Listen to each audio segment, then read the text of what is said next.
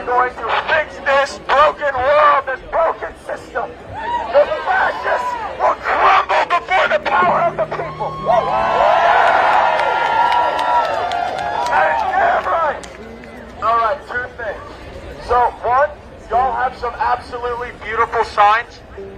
We need you to put them at around head level. They're the beautiful camera team, the press all behind you, and they need to be able to see the speakers when they do their little speeches. Yeah, there you go. Lower him a little bit more. Yeah. Okay. Thank you so much. I appreciate the accommodation. But before the speakers speak, we are totally welcome to continue to do chants. This orange demon has been fucking with our lives for the past decade. It's stripping away our rights. It's starving us like our food chips. It's making us bleed like our medicine. And we are gonna throw them in the goddamn slammer. And how are we gonna do it? Impeach, convict, remove. That's right. Impeach, convict, remove.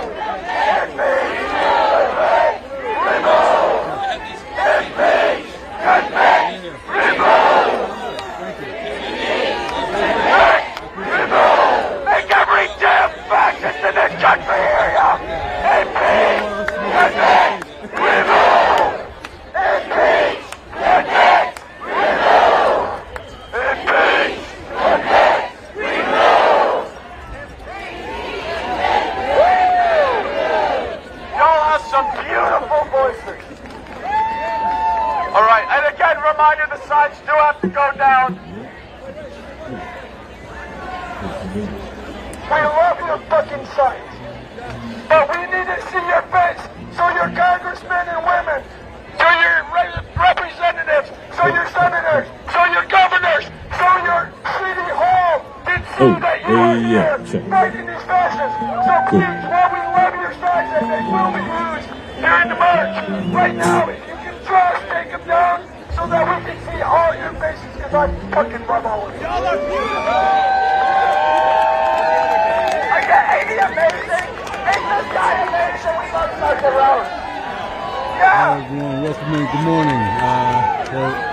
Y'all are amazing too. Good morning, this good would afternoon. not be possible without each and every one of you. Smash the like button, share this live Hey, check.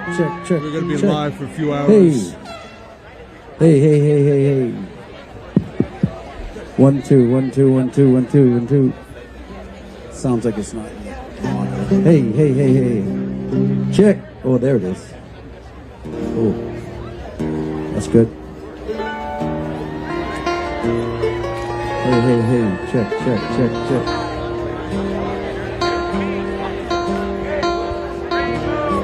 Time to 8647. It's time to 8647.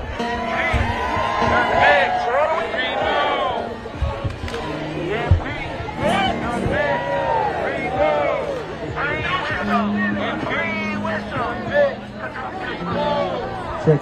1 2 1 2. Hey. Oh, that's good. Hey. Check.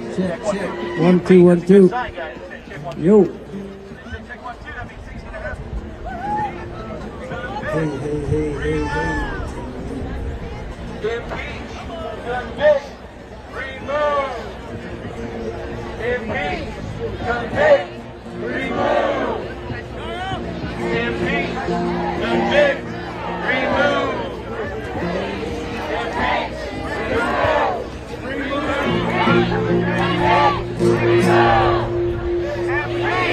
convict, remove. Oh, you don't even need me, guys. Yo. Hey. Check.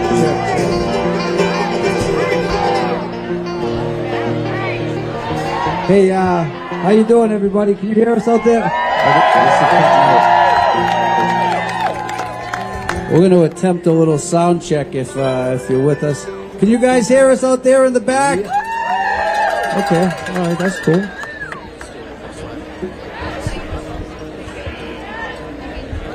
Oh, it's a nice shirt.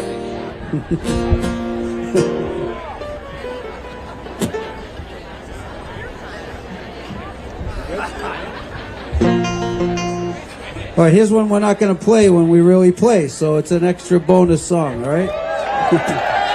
It's called We've been yoked to the plow since time first began, and always expected to carry the can.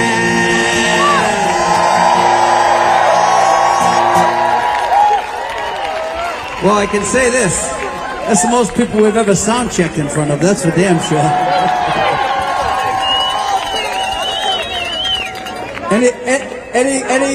Any comments from the back? Guitar up, guitar down, vocals up. Any comments? All good?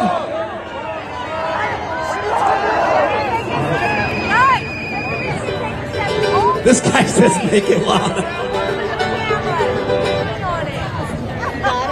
Everybody take a step forward. Please, everybody off the stage.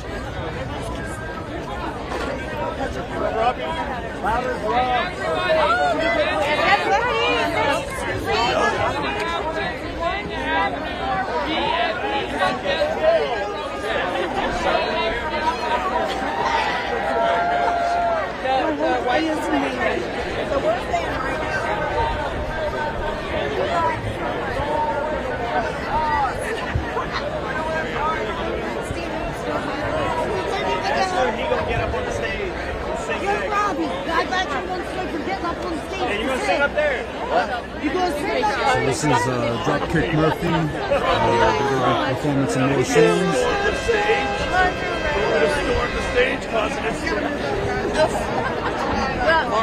We are live outside the Lincoln Memorial. This is the Remove the Regime, Impeach, Convict, Remove protest held by the Removal Coalition.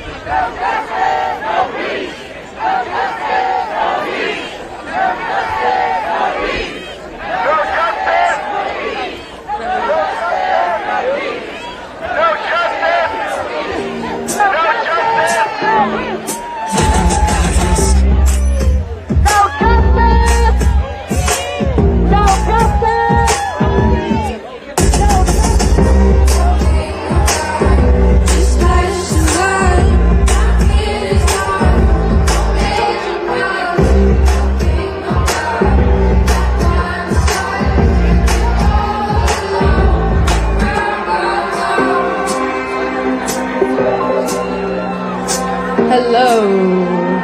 Hello. Thank you all for being here. Thank you all for being here. Sorry about that.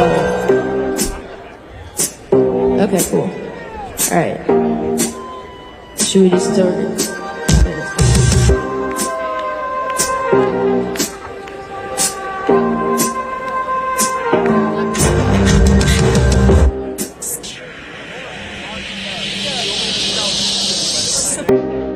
Prophet, only preaches for profits. You did the rope to sell you a coffin. 10 minutes pockets, nothing is pockets. But all of your parents in life is fair. 1 minute starving, damn, that man is pardon.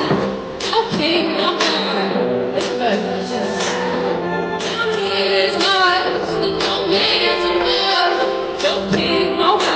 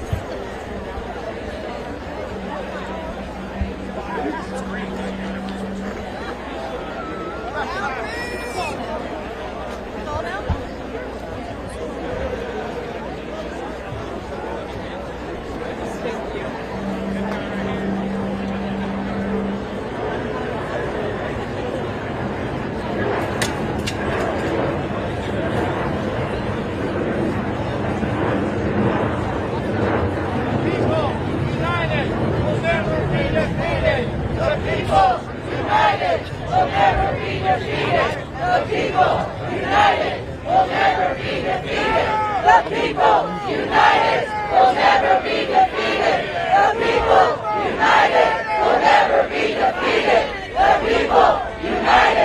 never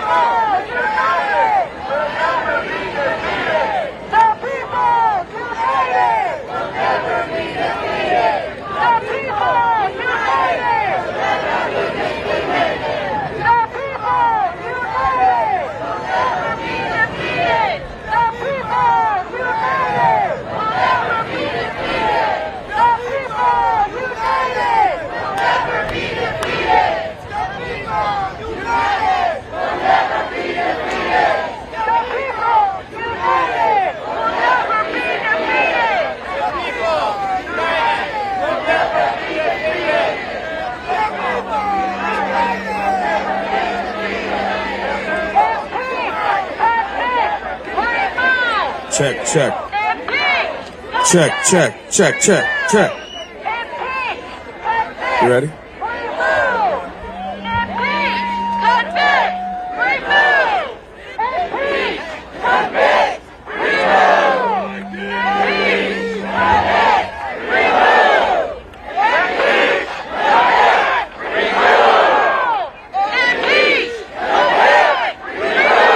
To give an estimate on the crowd size, I would say about 5,000 people. Remember, people are coming from all over the country. There's going to be a march after, so we could see more people come in as the day goes on.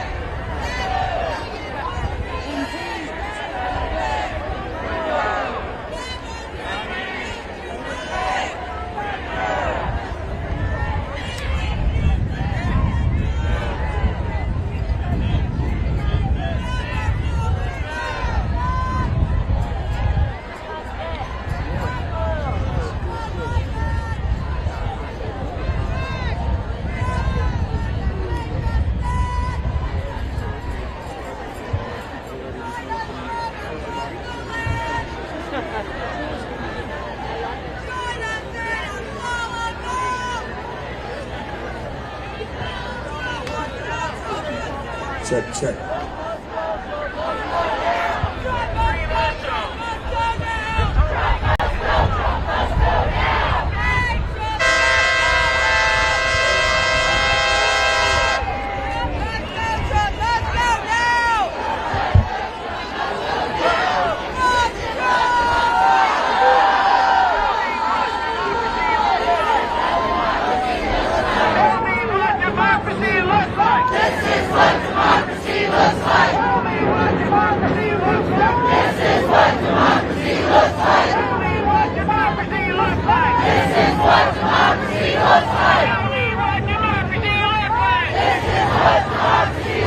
Ladies and gentlemen, you already know her. You already love her. We all do. All the way from Miami, it's Earth to Eve!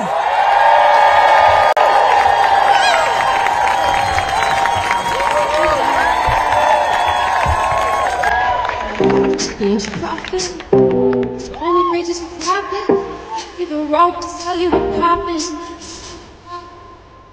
Pocket, I'm loving further like it's damn.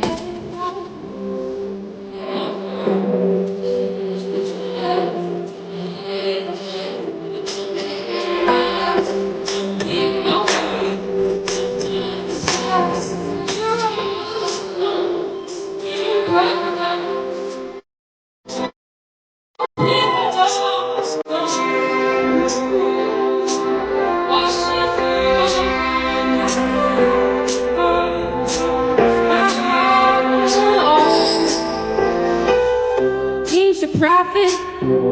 Take a look in his closet. Skeletons scattered all over the floor like a jack from college. The devil you know, the devil you don't is on his payroll, and all of his sadistic figures, ignorant hypocrites, like figures speak to the evidence. Got some prayers for the innocent, got some best that you gotta say.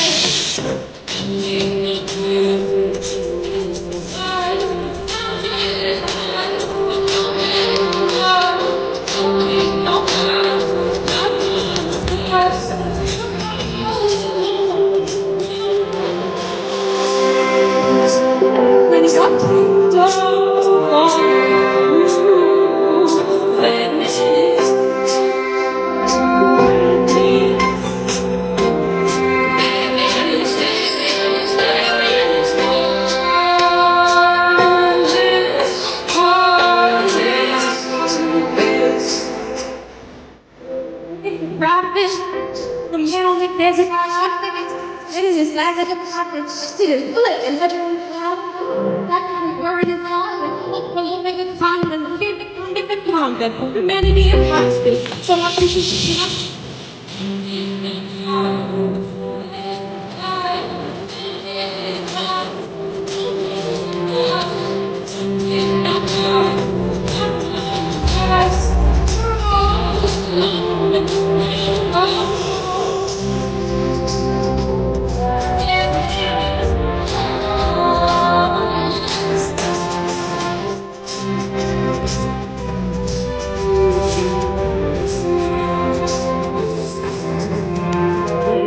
Godless. Thank you, everyone. Thank you. Thank you. And thank you for being here. Ladies and gentlemen, please give a warm round of applause for Bishop Dwayne Royster.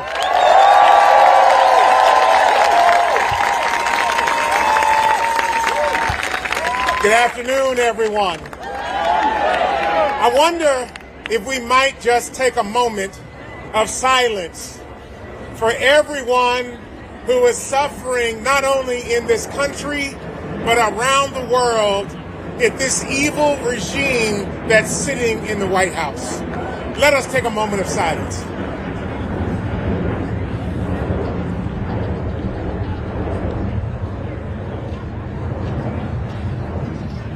Thank you.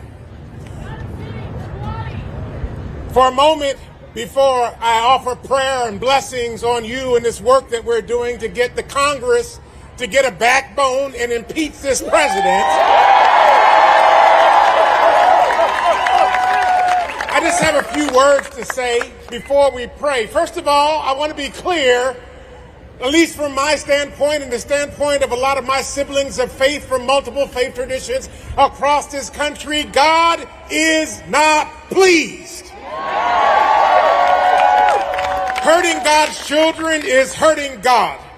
And when we cannot allow a demonic regime like Donald Trump and his minions to impact veterans, to impact the disabled, to impact women, and in particular women of color who are in leadership in this country, to impact reporters, to impact people in any walk of life in this country, to use poor white folk as a bulwark against the rest of America. The time for this has come to an end.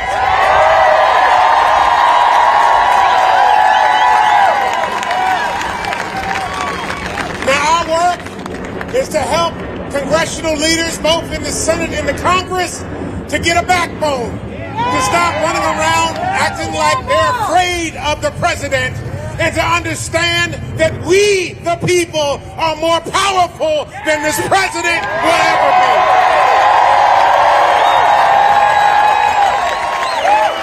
Every Wednesday at 12 noon, I go to Lafayette Park outside the White House, and I offer a prophetic condemnation of what Donald Trump is doing in this country. I encourage you to join me there if you're able, until we are going to pray and walk and march and fight and vote until this all falls down. So, beloved, let us pray and ask God's blessing in multiple faith traditions, but believe full well that we are not by ourselves in this fight, because indeed God is not pleased. Let's pray. Holy God of many traditions, of many voices, your holy words in many different traditions tell us that you are not pleased with tyranny, you are not pleased with authoritarianism, and you are not pleased with fascism. We pray, God, that you would convict our congressional leaders until they turn and impeach this president. We pray, God, that you would give us the power to force them to do the right thing, and that you would encourage us along the way. Help us, help our neighbors stand up for truth, righteousness, and justice in this land. Help us, God, in this moment in time, have a bigger vision for this country. We pray now, God, blessings on this day and on all these folks and all these organizations that gather here, that your will be done, that peace, justice, and love may rule in this land once again. Thank you, O God, in the many names by which we call you, and we say, Amen.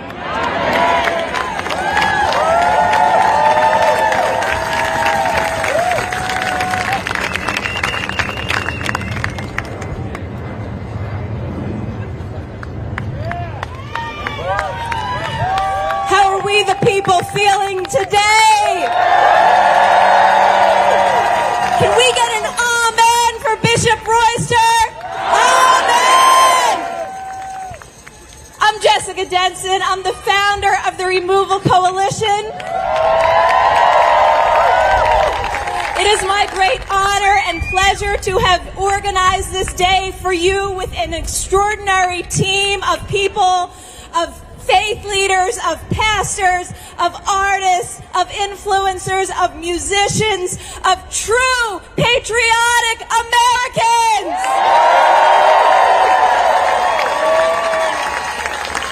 You know, 10 months ago, my founding organization, 14th Now, was standing on these very steps in the bitter cold with a few dozen people trying to block this illegal administration.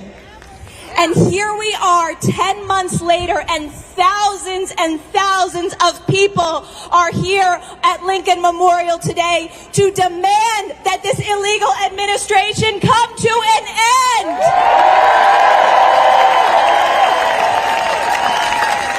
I formed the Removal Coalition because I saw the nationwide protests. I saw the millions of people flooding the streets, and it was beautiful. But I saw that there was something missing.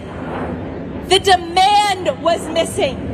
The absolute, unequivocal demand that something be done to evict this illegal president from the White House was missing.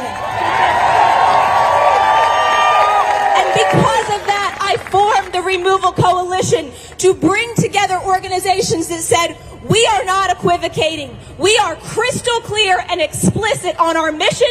And when we show up and exercise our First Amendment rights, you are going to know what we, the people, are demanding. Now, you're going to hear from me more today, but without further ado, I have to bring up for you my partner in this mission. He was with me back in January. You know, it's kind of ironic. We've got a former Trump staffer, 180-degree turn, my friends, 180-degree turn. An actress and a comedian activist are leading the movement for Donald Trump's removal. I'm just thinking, you know, I think artists have some vision. What do you think? This man has a heart of gold. He is tireless. I couldn't be more grateful to be in the fight with him. Please join me in welcoming Cliff King!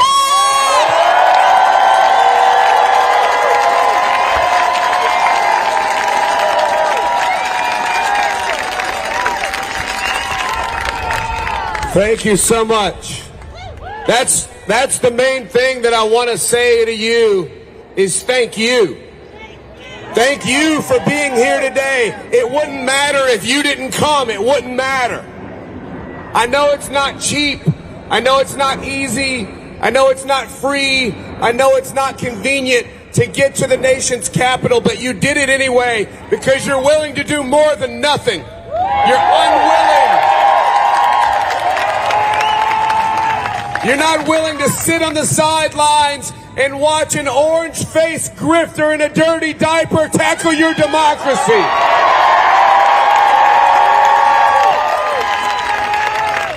I'm not willing to either. But we could not do this without you, so that's my main message to you is thank you for being here. Continue to fight. Make sure you have a sign in your yard and a post on your page and a scream in your voice. Do not give these people a pass any longer.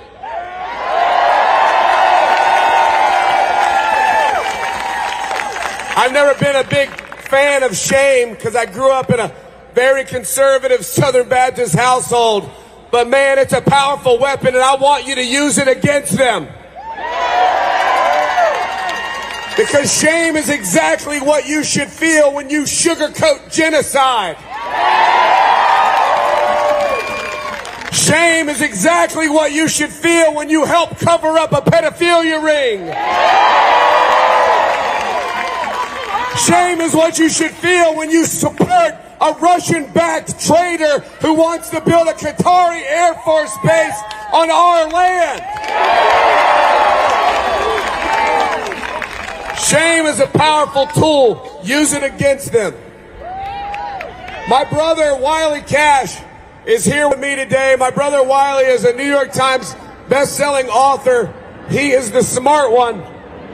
He always has been, but he's a good man. He's written a lot of things that I love, but the thing that he wrote that I love the most was an article about our father. About our father being a good man. A good man for his whole life. Being kind to people even when he didn't need to. It didn't benefit him. Most of the kindness he committed in his life, we didn't know about it until his life was over. Because he never told us. The people came to the funeral and they told us. He was a good man. And my brother wrote an article saying, I'm glad that my dad passed away when he did, so I didn't have to watch a good man vote for this piece of trash. And to show that all these things that we were taught weren't really as solid as we thought. So many of us have lost our friends. We have lost our family members. I had a woman come up to me at a show recently crying, and she hugged me and she said, I'm the youngest of 9 and I don't talk to any of my siblings anymore. He's not just taking our country from us, he's taking our families from us. He's taking our friends from us. They're ripping screaming mothers away from their children because of the color of their skin.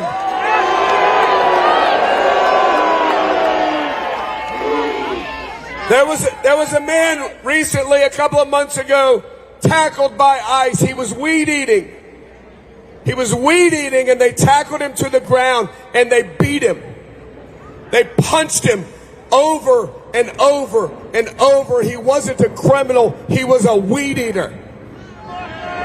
They arrested him. He'd been in this country for decades.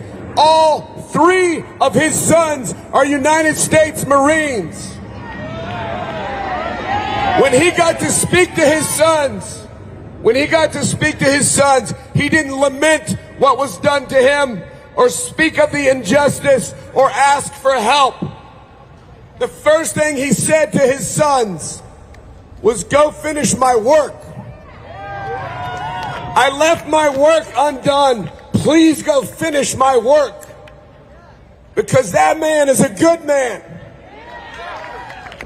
There are no good men in MAGA. There are no good men in the Trump administration or this MAGA cult. There are no good men in MAGA. And just like that good man told his sons, finish my work. I have a job and it's not done. I'm telling you, we have a job and it is not done.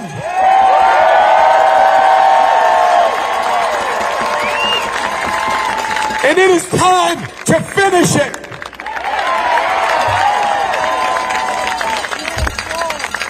This next person is a literal hero. He's a hero to all of you. He's a hero to me. I was furious when I saw what happened to him on January 6th. And now I count him as a friend, and I'm even more furious. Give it up for the incredible Michael Fanone.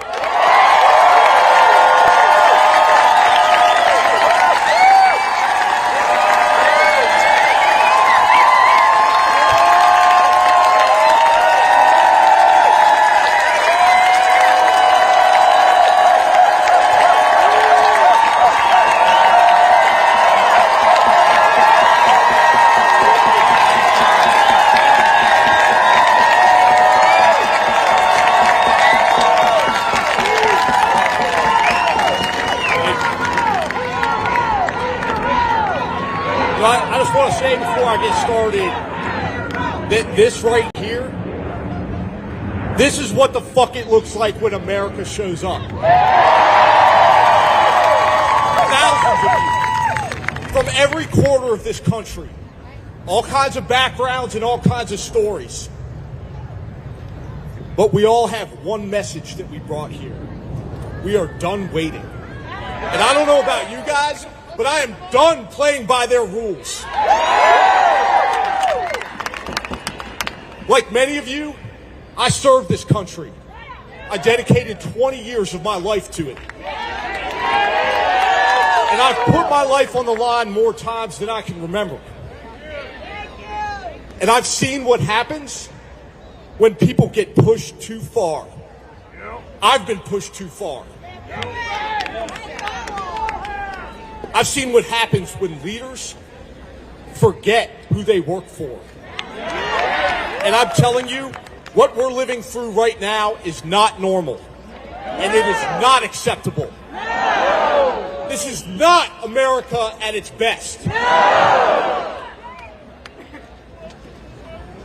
We've got ICE and CBP tearing families apart in the middle of the night. We've got parents who are afraid to send their kids to school.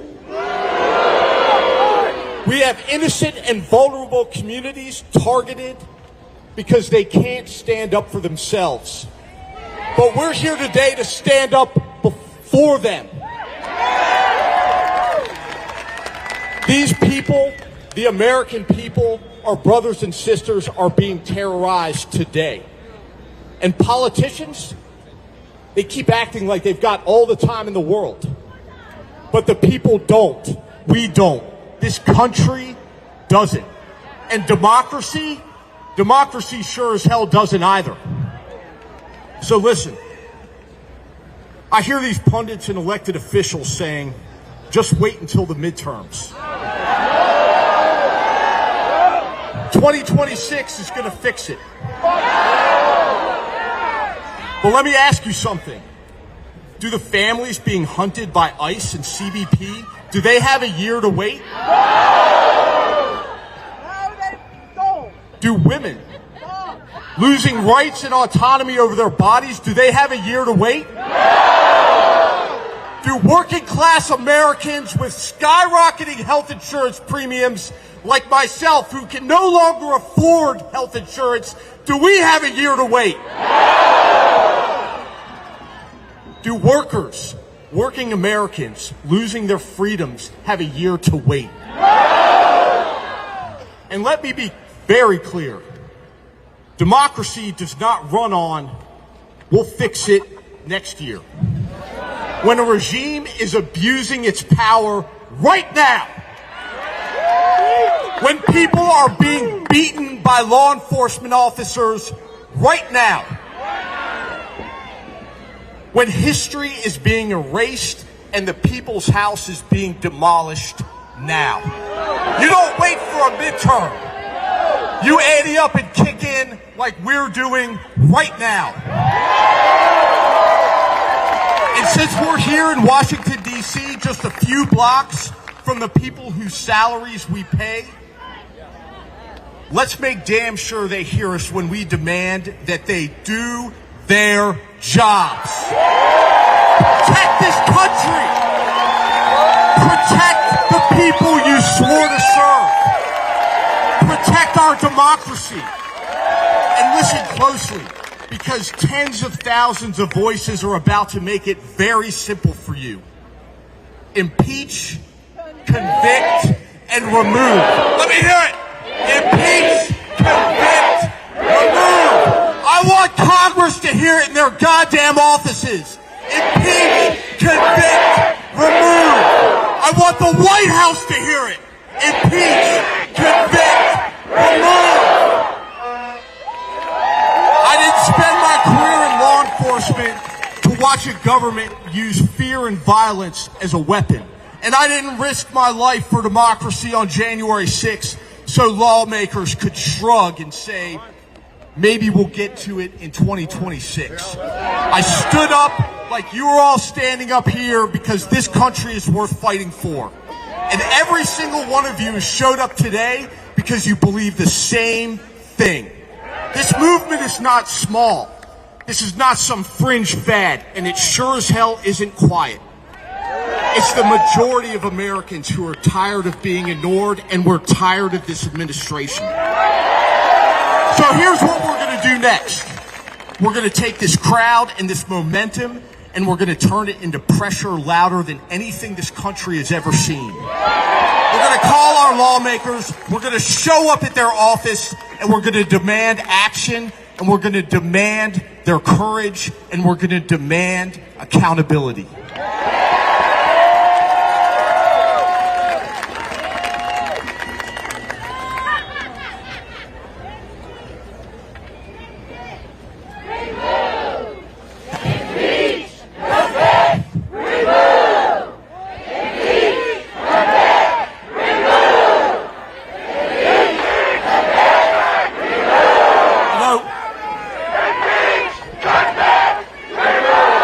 When so many people stand together like we are today and speak with the same voice, government listens. And if they don't, we're going to make them listen. They are not going to ignore us. And let me tell you something. What you represent isn't fear. It isn't hate. It isn't chaos. It's patriotism and it's democracy. It's the American people taking back what is rightfully ours. So I want you to look around right now. Look at this crowd. Look at this power. Look at this country refusing to be silent. And remember this. We don't wait for 2026. We don't wait for your permission. We don't wait for someone else or some scandal to save our democracy. We protect it. We defend it. We demand it. And we want it today. So one more time, raise your voices with me. Impeach, convict Donald Trump, and remove that son of a bitch from office.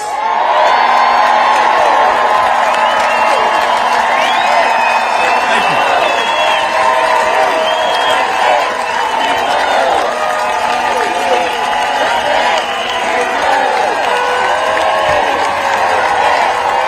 Let him hear it. Let him hear what real Americans sound like.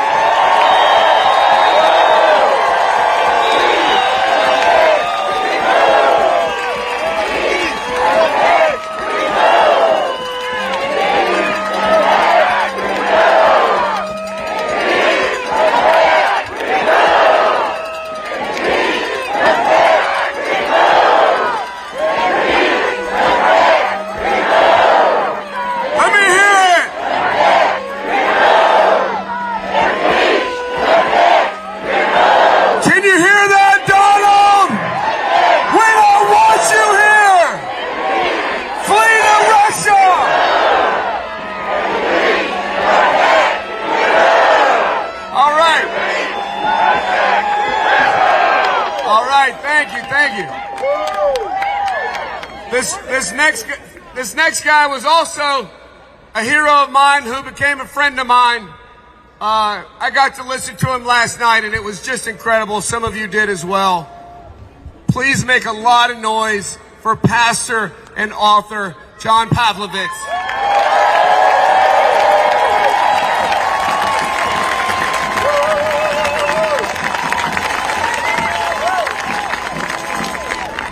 Good afternoon, America. I come to you from Raleigh, North Carolina with a message. I am so grateful to be here today, but I need to tell you that I am not well. I am sick today, friends. I'm sick to my stomach of constitutional crises, of human rights atrocities, and acts of treason. I'm sick of my Latino and immigrant neighbors being indiscriminately and violently assaulted by masked thugs. I'm sick of food being taken out of the mouths of hungry children. I'm sick of people having to choose between paying their mortgage or their medical bills. I'm sick of my LGBTQ neighbors being persecuted for simply existing. I'm sick of people of color being gerrymandered out of the political process. I'm sick of women having to travel to another state just to have autonomy over their own bodies. I'm sick of our servicemen and women and our veterans being disrespected and disregarded. I'm sick of the reality that the greatest border crisis we face is the one separating church and state. And I am sick of desperately appealing to public servants to do the decent, humane, and legal thing and seeing them again flatly refuse. America, are you sick of all of this? And it's not just we who are gathered here today who are sickened. This entire nation is not well because in the highest position of leadership, we have one of the most amoral, lawless, vile, hateful human beings to ever walk the planet.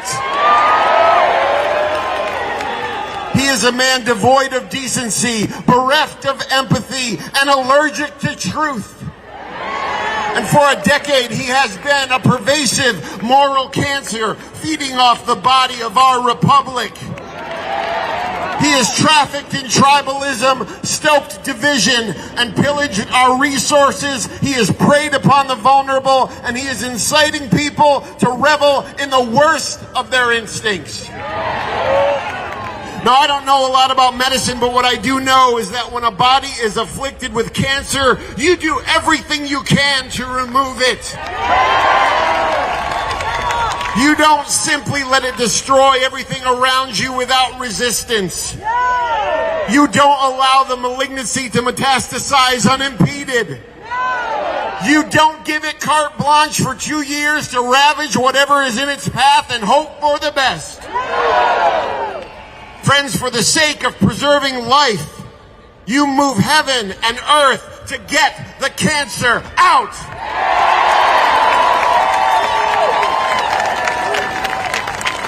And we gather here today to say, for the sake of the health and existential life of our great nation and the well-being of the planet, Donald Trump must be removed.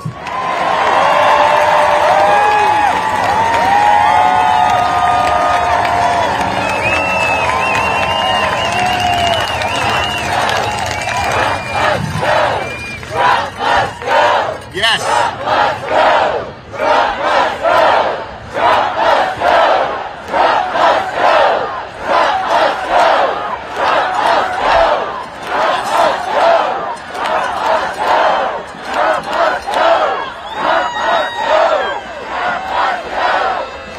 And now listen, friends, listen. Just so right-wing media doesn't twist this, let me say that unlike the president's supporters who gathered here on January 6th and so many times since then, we assemble here as a nonviolent people in a nonviolent movement.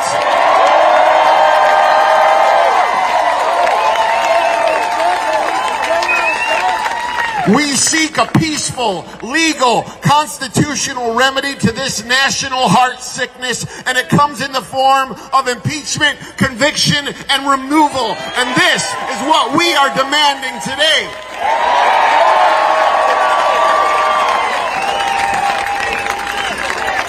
Peaceful, legal, constitutional. This is how we must get this cancerous president out. And to my conservative friends, this is your fight too. We are tethered together in one interdependent community. Our destinies are intertwined because we are all closer to being beggars than billionaires. And so you need to understand that we aren't just in this for ourselves, we are here for you, which is why we oppose him, because you are not immune to the destruction he is sowing or the damage he is doing any more than we are. Your elemental freedoms and liberties are being taken away as well. You too are losing access to education and security and opportunity. Your children and grandchildren are also facing a future that is less safe, less compassionate, and less free. The sovereignty of our nation is in the balance in these moments, and with every day of inaction, the cancer takes more of what we might never get back. As long as this president is allowed to remain, our nation will never be well. And we could so easily be well. It could all be so very simple. Impeachment, prosecution, removal. And then once he is gone, we could come to the table in meaningful conversations on the challenges we face. We could find our commonalities, navigate compromise, and once again lean on the systems our Constitution put in place in order to work for the common good. And friends, this is why we stand on this holy ground today, to bring the healing that can only come once this historic malignancy of this president is removed. So for our Latino and immigrant neighbors, we need to get the cancer out. For survivors of sexual assault, we need to get the cancer out. For our beloved queer neighbors, we need to get the cancer out.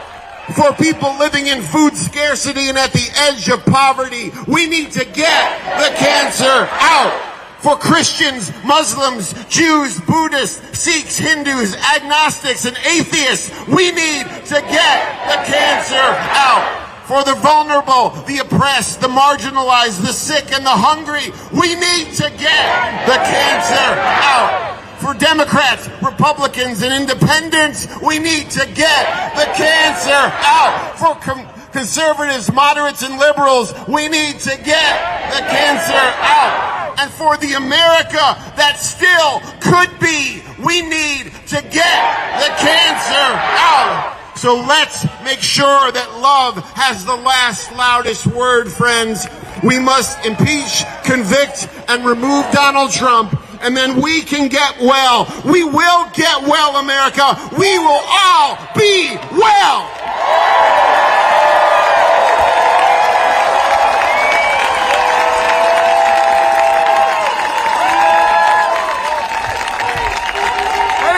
John Pavlovich!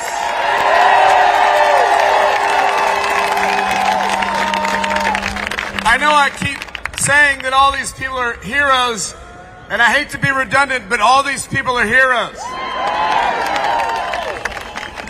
That this next hero has been bringing articles of impeachment against this traitor who's illegally squatting in our White House. A Democrat from the great state of Texas, Representative Al Green!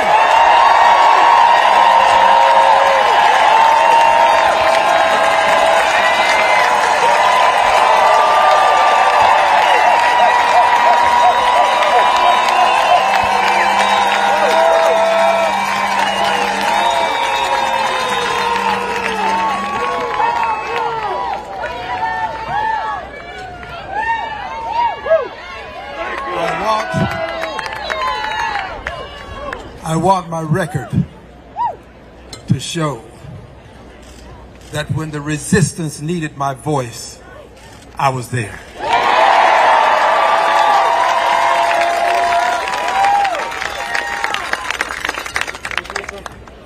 I ask you, do you believe in liberty and justice for all? Do you believe in government of the people, by the people, for the people? Do you believe in separation of powers? Do you believe in the right to peacefully protest? Do you believe you've got a right to resist an authoritarian president who wants to devolve the democracy into a dictatorship?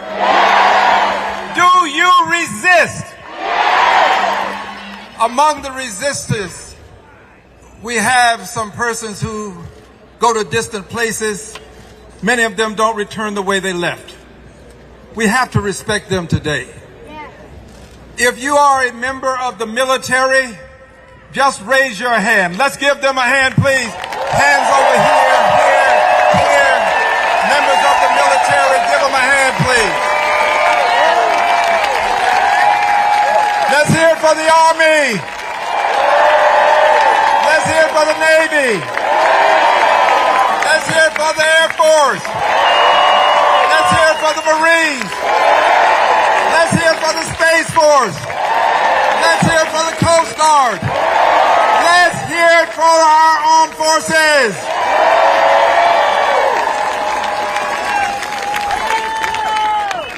We have one additional person that I have to thank, and then I'll give you a very brief message. I have a plane to catch.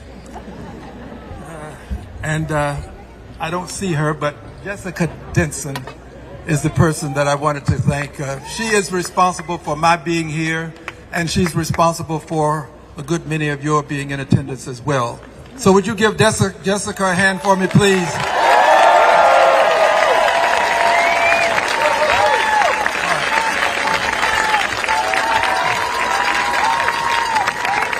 I want you to thank this gentleman who is standing over here. He is here because of the threats I receive. As late as last night, we received a threat. Give our police officers who are here today a hand, please.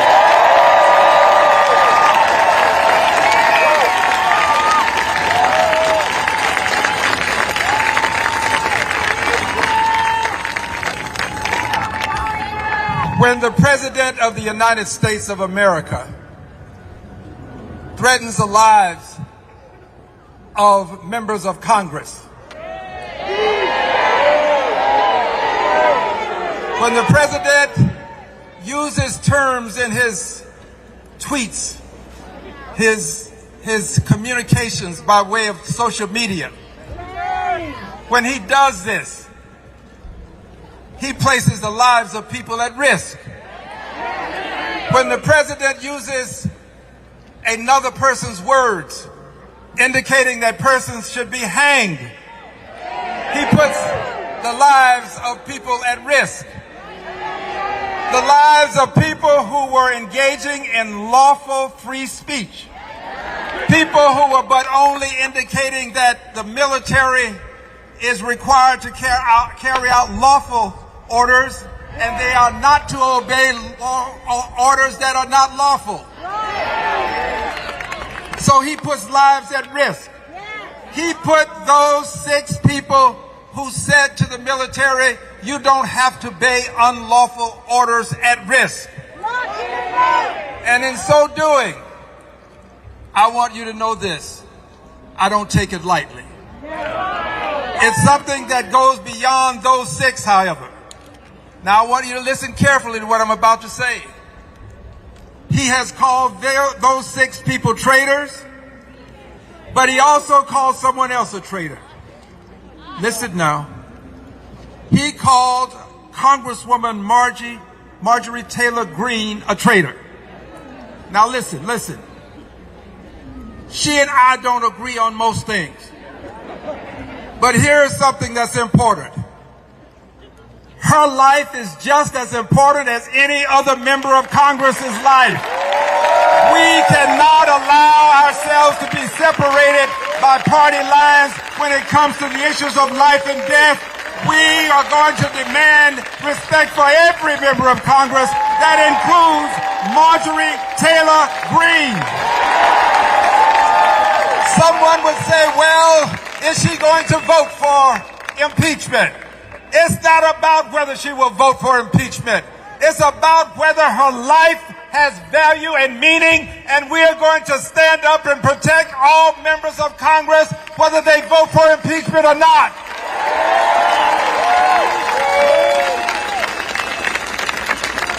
What the President has said when he talked about death and hanging members of Congress is an abomination. It is reprehensible. It is despicable. And it is impeachable. It is impeachable. And I want you to know that as your member of Congress, before we take the break for Christmas, I give you my assurance that there will be articles of impeachment filed against this president.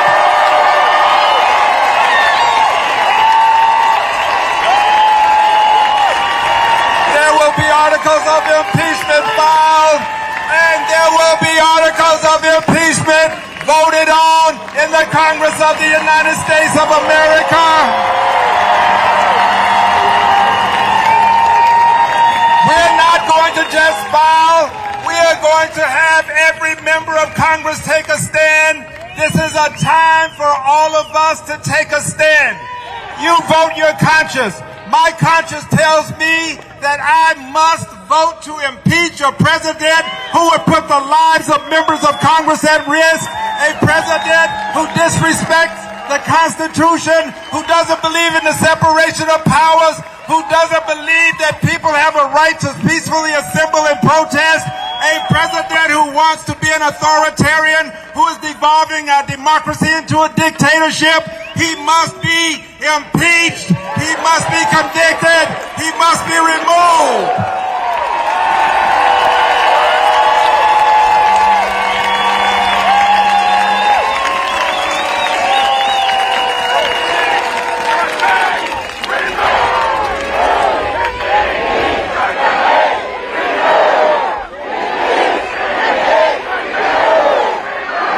One final word, one final word.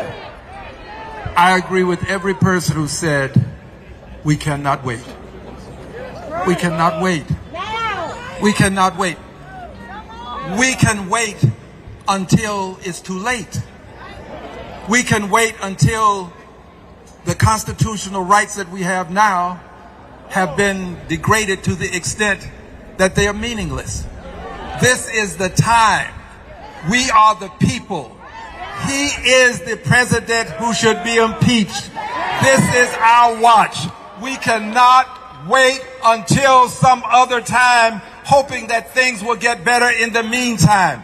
No, things are not getting better. Things are getting worse. We must convict. We must impeach. We must have him removed. And we want him removed to make him an example for any future authoritarian who believes that he can take control of the government of the United States of America.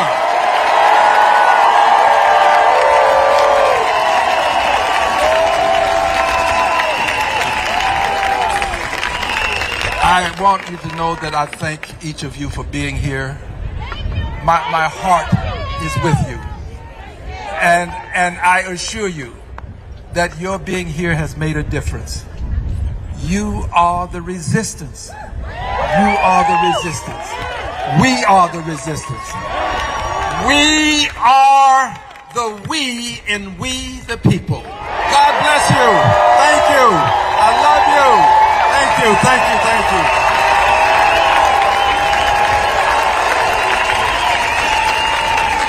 Smash that like on everybody, share this live stream, and if you're Let him hear it, everybody! Subscribe to our channel right now. That's the bravest person in Congress right there!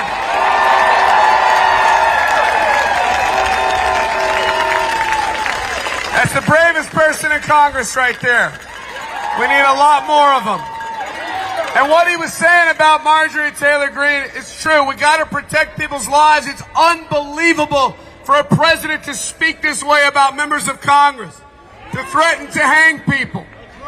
But I want to tell the president, because I know he's watching, you know he is too. I want you to come. I want you to come, Donnie. Come hang me, Donnie. I dare you. Stuff your cankles into your height-adjusting dress shoes and come try to hang me.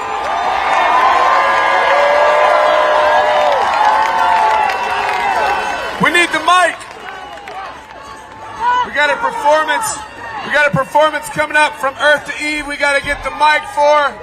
She's gonna do one of her newer songs that is profound and powerful. I've been listening to it a lot lately. I liked her music already, but when we were able to get her on this event, I started listening to it even more, and I've become such a fan that I'm kind of embarrassed about. I think I'm a fangirl, is that what they call it? I met her this morning, I was like, I'm so happy that you're here. She's gonna play an incredible song for us again, guys. Give it up for Earth to Eve.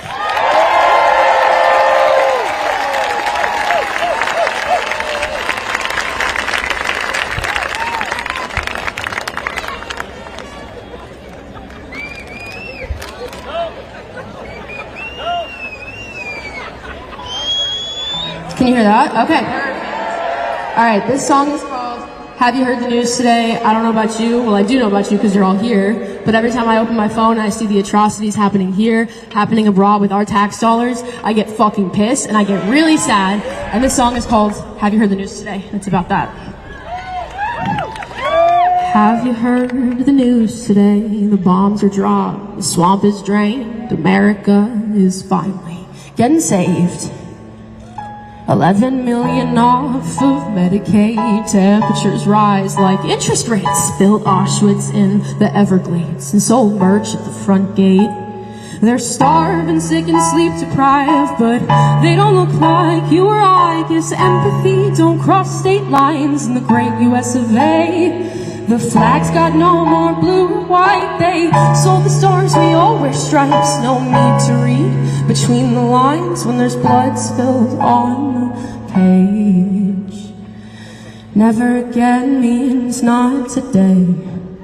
You gave the man your eyes so you could sleep at night, but you still hear their cries. You can't outrun this shame. This land was yours and mine till they bled it dry.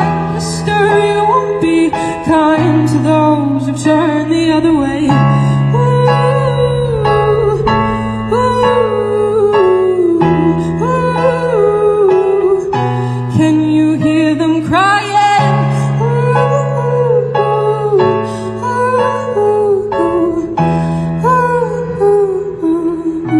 I still hear them crying, and I can feel your silence.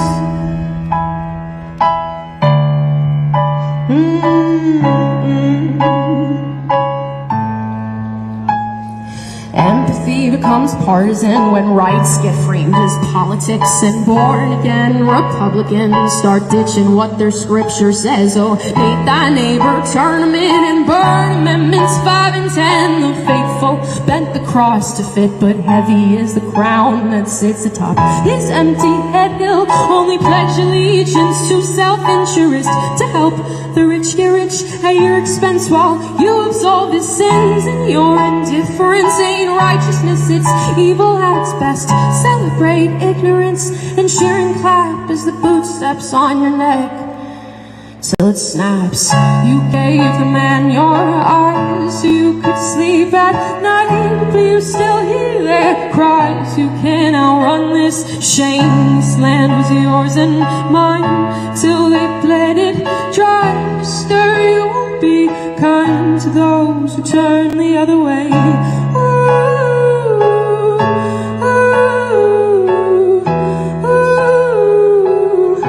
Can you hear them crying?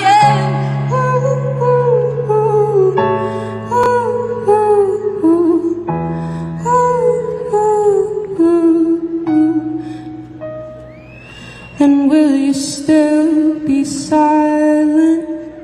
And that's it. Thank you all. Thank you everyone for being here. Impeach, convict, remove. Thank you.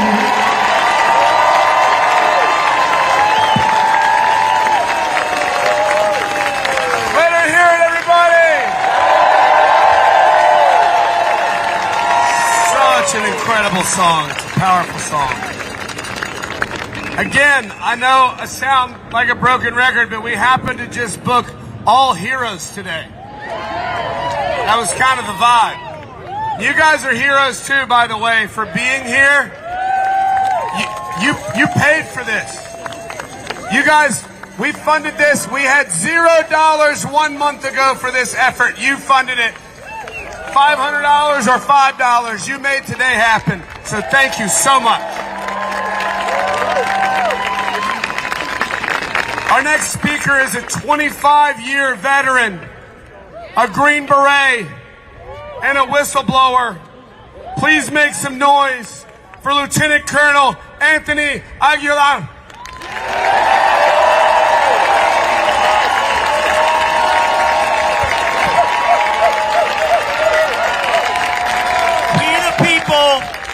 Matter. This still matters. I want to hear it. Fire me up. Impeach, convict, remove. Impeach, convict, remove.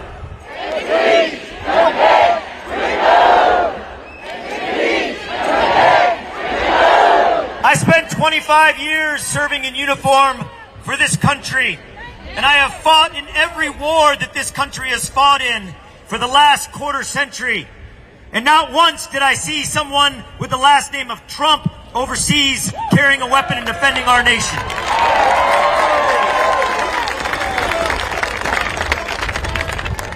When I hung up my uniform, I did not hang up my oath.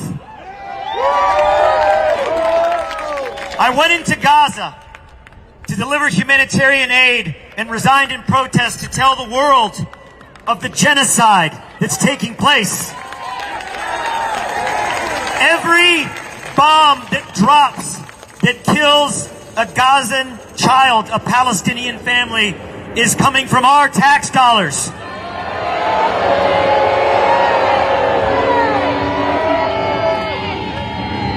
Our president doesn't stand for us. He stands for bombs, ballrooms, and bullshit.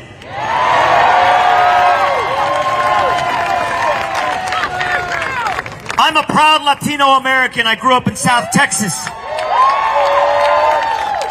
And I have sworn upon the altar of freedom eternal hostility against every form of tyranny, foreign and domestic.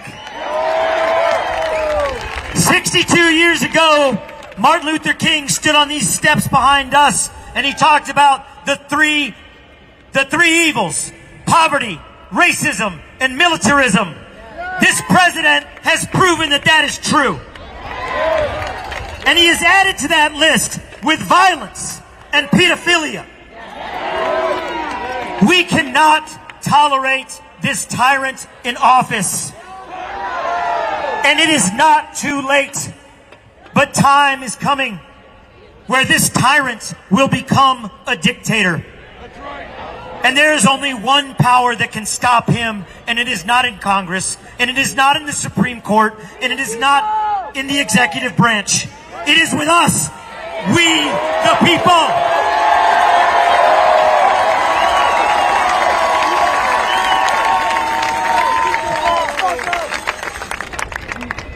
Donald Trump, when he looks under the cushions, he can find money for war, but he can't feed the poor.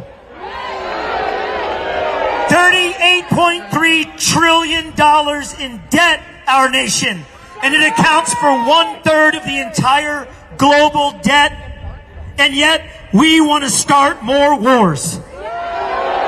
Not wars for us, not wars for our safety, not wars for our freedom, but for wars of conquest to line the pockets of Trump and his cronies. The average American, every one of us, every day, you work your ass off to put food on the table, and 28 cents of that dollar goes to taxes. Not for us. It doesn't come back to us. It goes to renovate a ballroom. It goes to line the Oval Office in gold. It looks like Liberace's bedroom.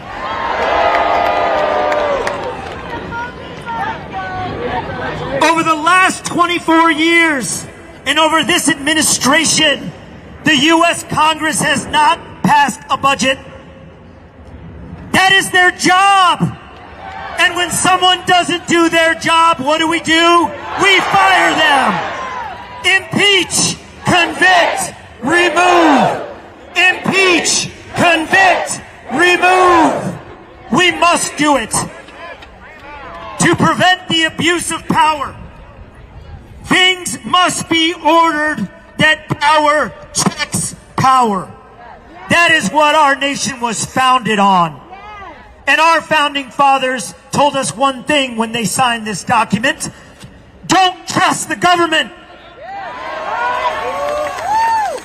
Donald Trump and his administration have shown us more than ever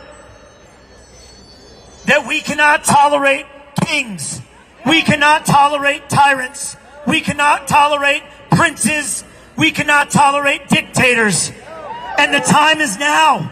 And tomorrow is too late. Say it again with me. We must impeach. We must convict and we must remove. Impeach, convict, remove. Impeach, convict, remove. Thank you, and God bless America.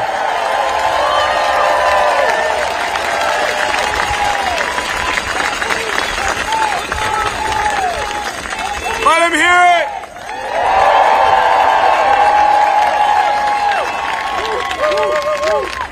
This next speaker is a huge part of the reason that we're all here.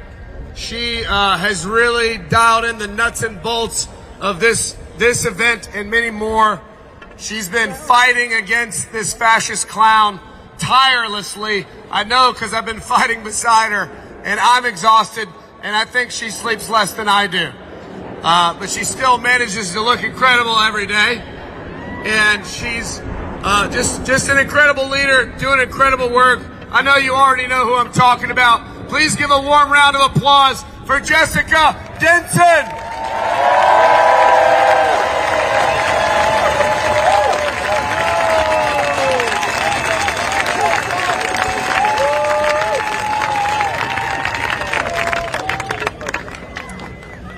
This nation functions through consent of the governed. Do we consent to what's going on right now? Are we demanding Donald Trump's immediate conviction, impeachment, and removal from office? You know, there are oppressive laws that our founding was designed, divinely inspired to do away with. And then there is oppressive thinking. There is mental slavery. There is hypnosis. And I'm telling you, what is going on right now is an attempt to keep the American people in a state of hypnosis. In a state of not being aware of their human and divine rights. They have counted on us being trapped in this hypnotic state where we forget our power, where we forget who we are. But the American people have not forgotten who we are. We are in charge of this nation, and we will decide its future.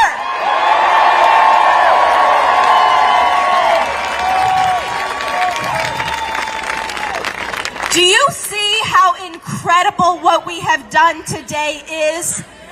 Just a few months ago, really up until just recently, they were trying to make those of us who were calling for impeachment look like fools. Look like some fringe movement who were so silly to think this constitutional necessity could be accomplished. But today, we are making anyone who says impeachment is not possible look like the fools.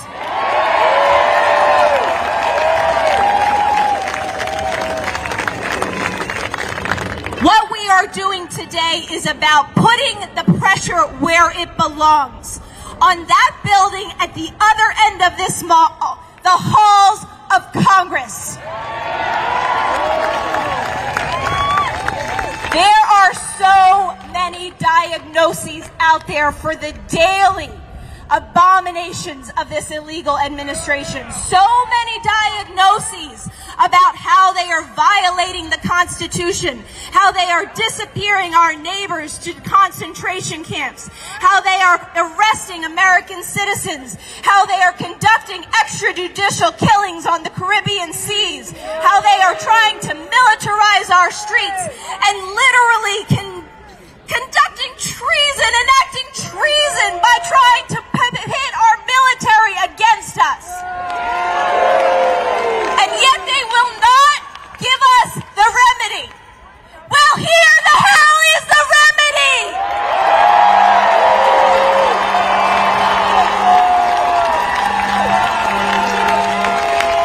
I have news for anyone on either side of the aisle, and I am including the most popular and lauded members of the Democratic Party. It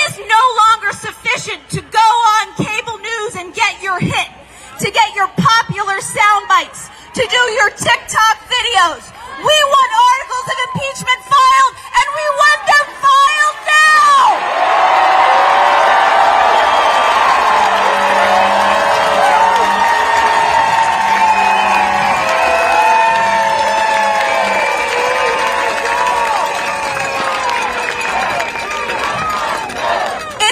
Sufficient to have one lone member of Congress filing articles of impeachment. Representative Al Green promised to us 2 days ago at the beginning of Remove the Regime that he would do this before Christmas.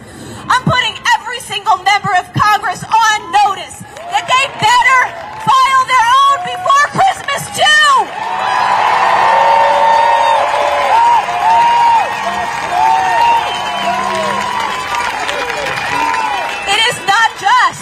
Donald Trump and J.D. Vance and Stephen Miller and Kristi Noem and Pete Hegseth and this entire corrupt Supreme Court that we have that is complicit in the destruction of American democracy.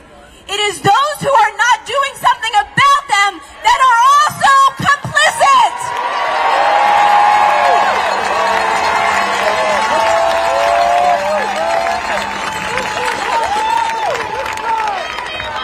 I gotta tell you how truly incredible it is to see this crowd today, how inspired I am by you, how absolutely uplifted I am.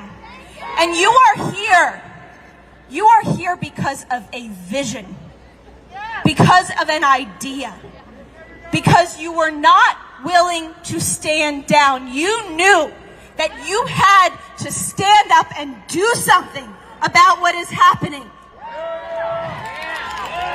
And maybe you didn't get here easily. Maybe it took a little while. Maybe you faced some internal resistance. You know, my journey started that way about 8 years ago. I was a woman who had gone through a traumatic experience on a campaign that a lot of people knew was a horror show, but I was brainwashed by right-wing propaganda. And I wanted to walk away from this experience. I wanted to pretend like it never happened. I wanted to move on with my life. And I tried. And then I had a real existential crisis where I realized I could not move on with my life without taking action for what had happened. It's that old saying, injustice anywhere is a threat to justice everywhere. I realized the injustice in my own life was not just about Jessica Denson and this little woman that nobody cared about. No, it was about what Jessica Denson had to give to the world, and I could not let that be squashed. I had to start having some self-respect, some dignity. And you are all here today because you have self-respect. You have dignity. You love yourselves and you love this country.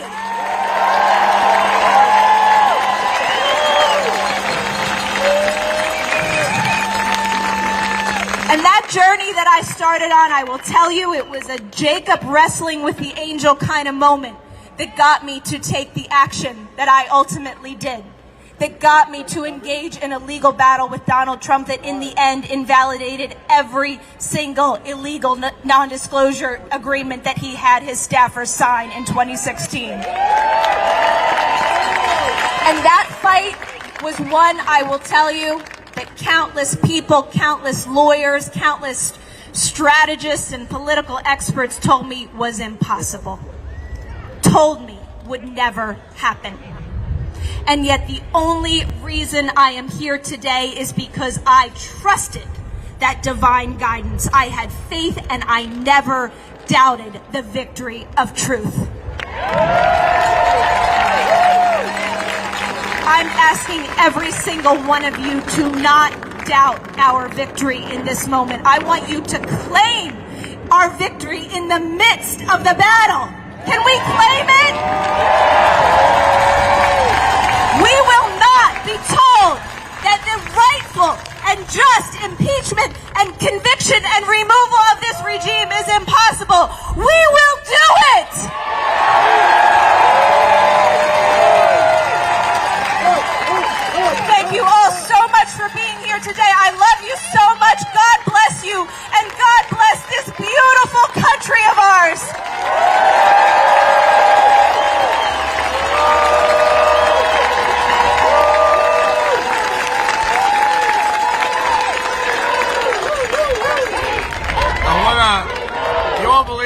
I want to tell you about another hero.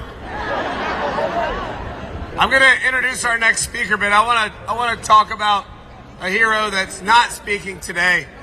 Kayla, behind me, is holding the C on the convict sign.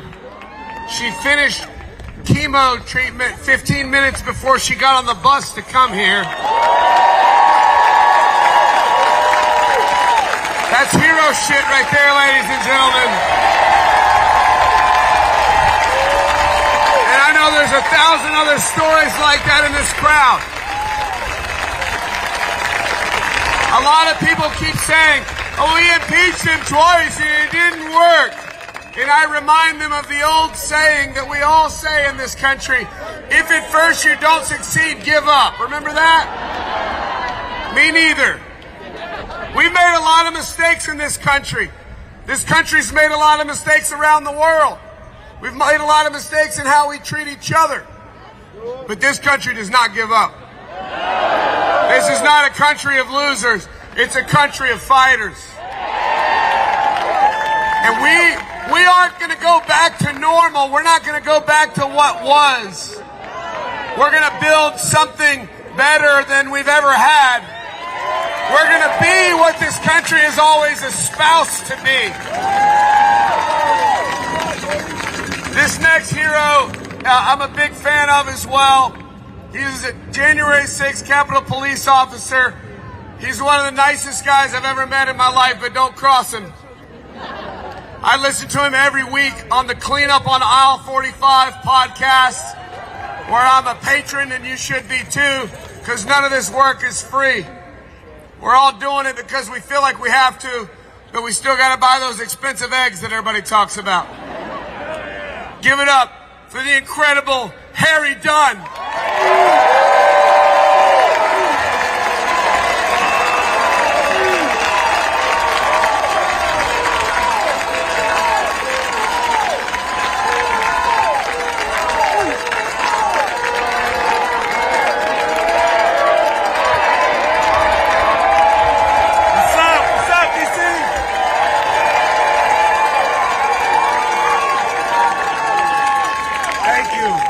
Thank you all for being here. Give yourself a round of applause for being here, for actually showing up. We have a lot of people who didn't show up in November, last November, and they're regretting it, right? They're regretting it right now. Talk about free. Stuff for free. This isn't free. See my shirt? Unpaid protest. Anybody else unpaid? I hate this asshole for free. Y'all saw that Donald Trump recently called for members of Congress to be executed. He said that seditionists, people guilty of sedition, should be hung. Well, you know what? You know what, Donald? You pardoned people that were convicted of seditious conspiracy. Just saying. Man, we've had some phenomenal speakers right here, people that have brought the heat, brought the fire, that have fired us up. I don't have that fiery spirit in my belly. Can I be honest and transparent with y'all? I'm tired. I'm sick and tired. I'm disgusted. I'm not defeated. Like none of y'all are. Like all of y'all are. We're not defeated out here. I want to talk about impeach, convict, and remove. Listen, on January 6th, we did our job. I'm one of the very familiar faces of Michael Fanone and the other officers. Y'all know our faces, but there are hundreds and hundreds of other officers whose faces that you'll never know. And you know what? They served their country. They did their job, while Congress failed to do theirs. We were off to a good start right after January 6th. Everybody was saying, you know what? We are done with Donald Trump. Lindsey Graham said it. Mitch McConnell, Kevin McCarthy. All up, like, okay, we're coming around. This is, we're good. Articles of impeachment. He was impeached in the House. Great job, House of Representatives. under the leadership of Nancy Pelosi. Great job there. It went to the Senate. We all remember how that played out, right? Mitch McConnell said on the floor of the Senate that Donald Trump was responsible for January 6th. And then 10 seconds later, he voted not to convict him for it.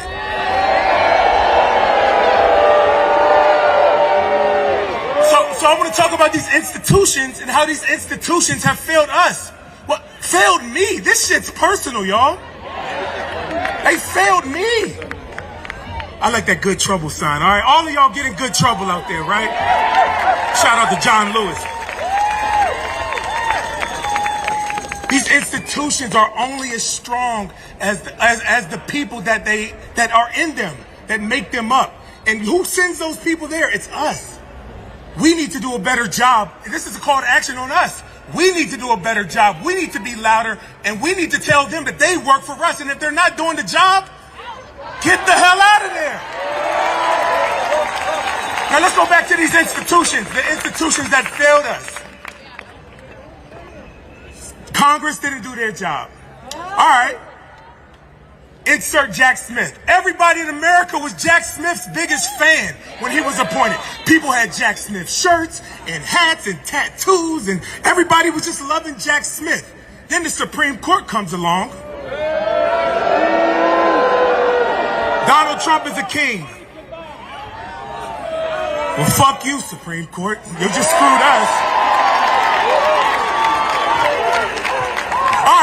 All right. Well, the Supreme Court's not going to help us. One more safeguard to stop us from this evil man, this evil person. He's not a man. He's a boy. He's a coward. November 5th, we had the opportunity as Americans. We had the opportunity to stand up and say we are better than this. We don't accept rapists. We don't accept felons. We had an opportunity to do that. And what did we do? It's okay. Let's have a heart-to-heart moment right now. We failed the assignment, right? Not y'all. Everybody else, all of them. We had an opportunity to do something about it, and we didn't. And I, like many of you all, on election day was defeated. I felt hurt. A knife to the chest. I felt it. I went in, I grabbed my pillow, I grabbed a bottle of bourbon, and then, anybody else? No, just me. There you go. But look, where are we at right now? The day goes on, the year goes on. Our feelings, it doesn't stop because our feelings are hurt. We always show up, our resiliency, and that's what this is about right now. Resiliency, showing up, meeting the moment. And all of you all are here right now. That's more than half the battle, showing up. Listen, I'm not one to, I saw somebody said they can't gaslight all of us over there. I'm not one to gaslight people. I don't know how this is going to play out. But I do know one thing. If we do nothing, if we sit on our hands and hope that those people, those incompetent people get it together, we don't stand much of a chance. But if we continue to show up and refuse to go away quietly, we're not going to do it. We are going to always show up. We're going to meet this moment, and we are going to impeach.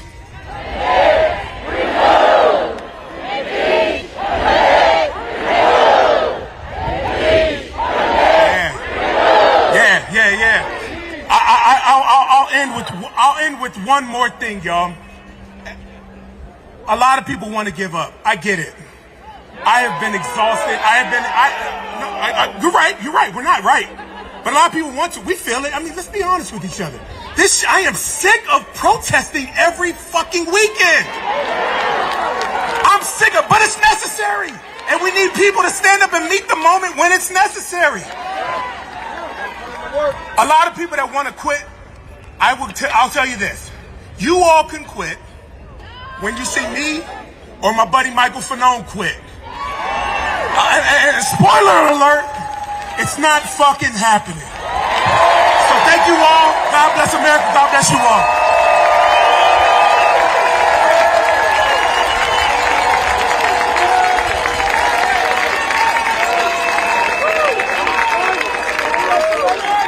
Ladies and gentlemen, Harry Dunn.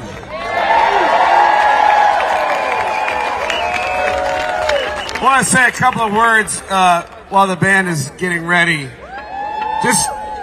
lot of talk about Marjorie Taylor Greene. I'm sure she loves us talking about her. That's why she is the way she is. I want to be clear. I do think that she is an absolute imbecile and trash clown. I don't want to get the signal mixed up. But she is a clever enough political player to know which way the wind blows.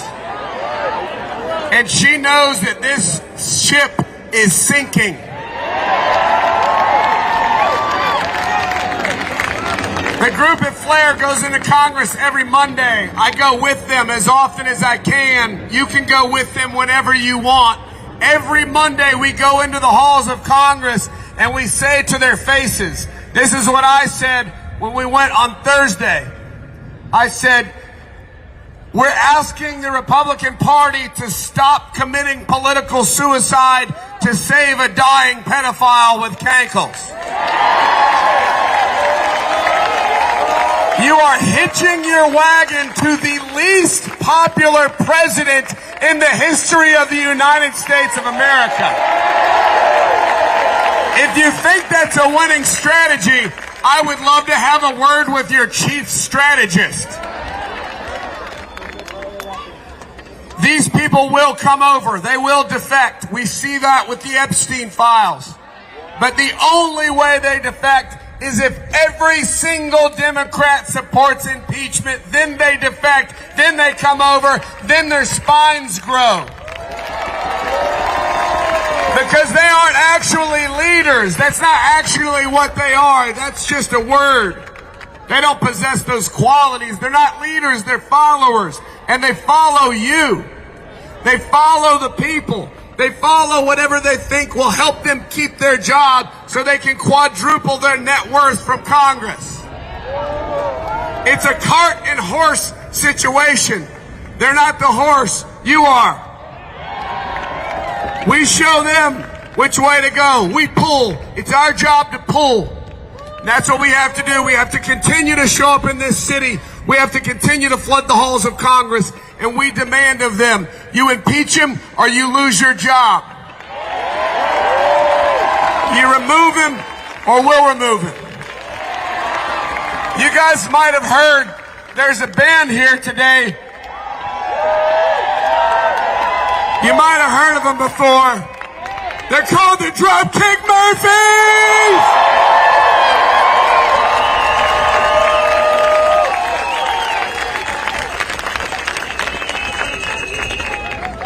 Hey, hey, hey, what's up, everybody? Man, oh man. You know what? I wish we were all here under better circumstances, but earlier in the year we had the opportunity to play at a veterans rally down on the other end of the mall, and here we are at the Lincoln Memorial, man, and all these great people here. Great patriotic Americans, that's what it's all about. So thank you guys all for showing up.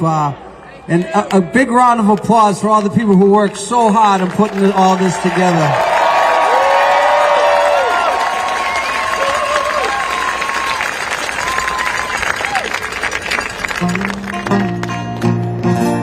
Oh, there we go, there we go! Who was here for our sound check? We broke the record for the world's most attended sound check, I think.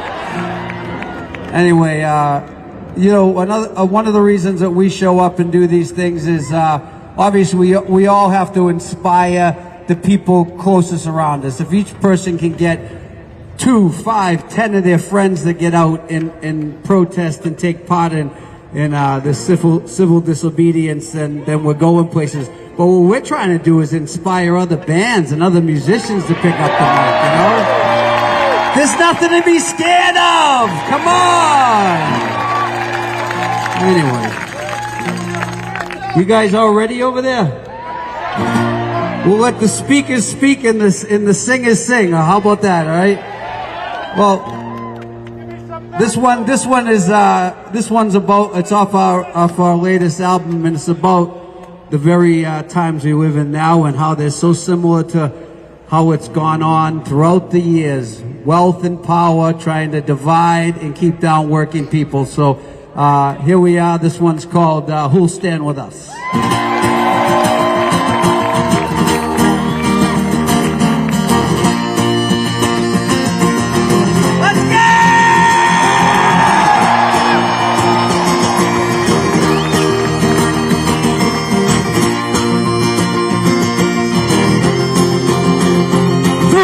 Centuries in every country we faced the wrath and felt the pain of the tyrant's sword and the henchman's boot for another rich man's gain. In the endless quest for wealth and power, they stomp us down with great disdain beneath the false god's banner in the name of all that's vain. Through crime and crusade, our labor, it's been stolen. We've been robbed of our freedom. We've been held down and beholden to the bosses and the bankers who never gave their share of any blood, of any sweat, of any tears. All stand with us. Don't tell us everything is fine. All stand with us. Because this treatment is a crime. The working people fuel the engine. While you yank the chain, we fight the wars and build the buildings for someone else's gain. So tell me who will stand with us?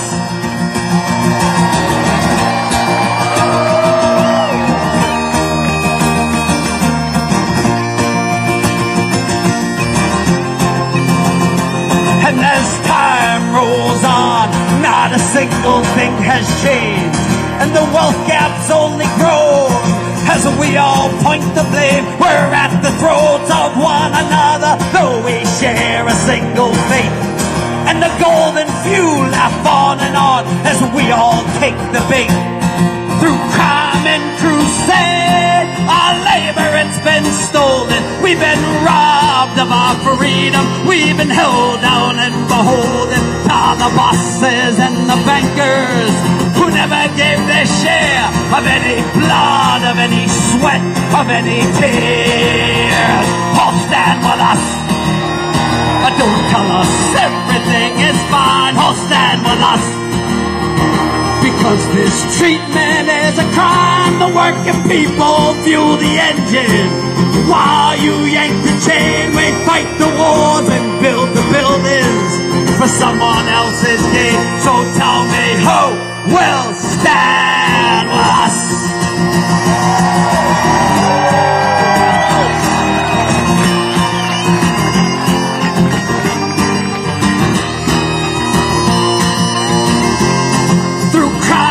Crusade, our labor, it's been stolen. We've been robbed of our freedom. We've been held down and beholden. All stand with us. Don't tell us everything is fine. All stand with us. Because this treatment is a crime. The working people fuel the engine. While you yank the chain, we fight the wars and build the buildings for someone else's gain. So tell me who will stand with us? Everybody, tell me who will stand with us?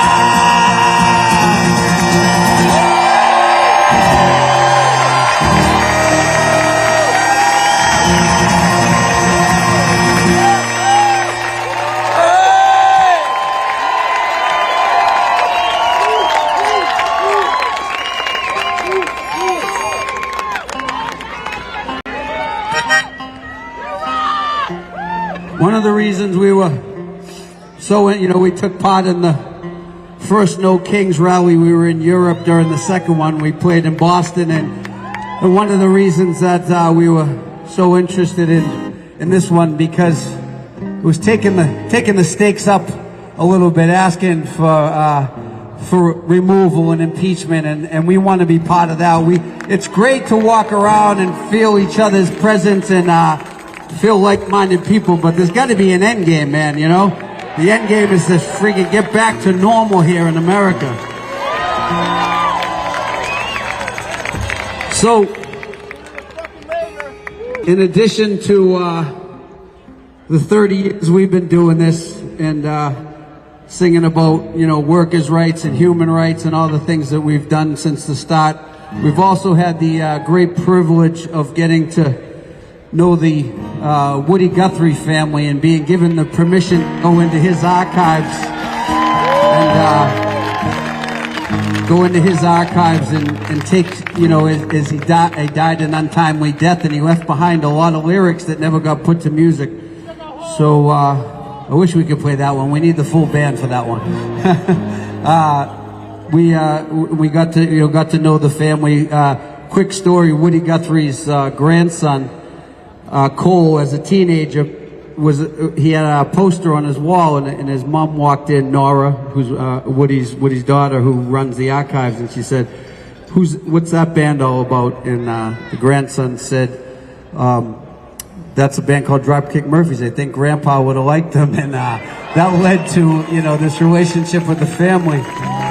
And a gentleman just yelled out for us to do this song called "Dig a Hole," and on that particular song, on "Dig a Hole," there was actually an old recording of Woody singing it, and we were singing along with it in the studio, and you could hear Woody's voice in there, and we're singing along, and you look over, we had his grandson in there singing backup vocals with us, and it was generations. But you know what the problem is?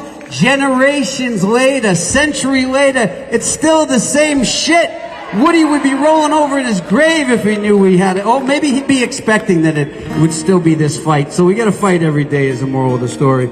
Anyway, this one's a lyric of Woody's called "The Last One," and it's old, so keep this in mind. It goes out to all the working men and women, and yeah, it's called "The Last One."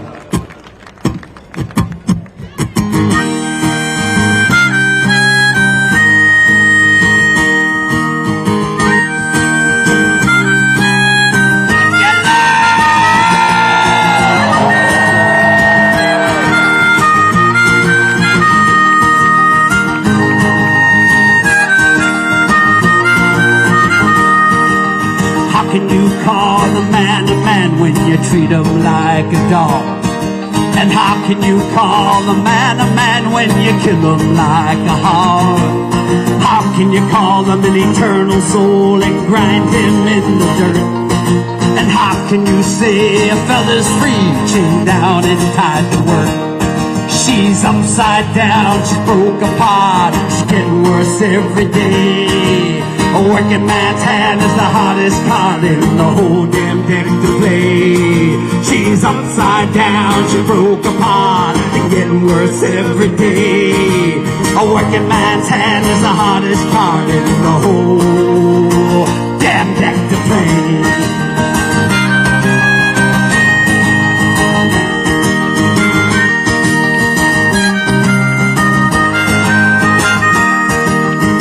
Can you talk about equal rights and jail the man that uses them? How can you worship the rich man that sees poor folks and refuses them? How can you talk of freedom and jail the man that talks it? You kiss the man's ass that rides the road, and you jail the old boy that walks it. She's upside down, she broke apart, and getting worse every day. A working man's hand is the hardest card in the whole damn deck to play. She's upside down, she's broke apart, and getting worse every day. A working man's hand is the hardest card in the whole damn deck to play.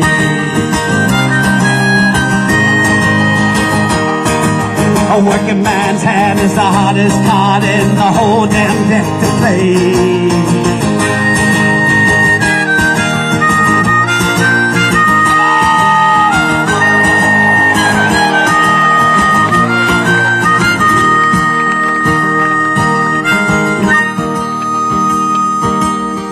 Can you like the United States and kill us for uniting?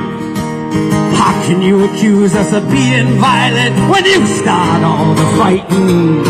Every time we organize, those rich fucks pull the fast one. We might lose many party and fight, but we'll damn sure win the last one. She's upside down, she broke apart, and getting worse every day. A working man's hand is the hardest card in the whole damn deck to play. She's upside down, she broke apart, and getting worse every day. A working man's hand is the hardest card in the whole damn deck to play.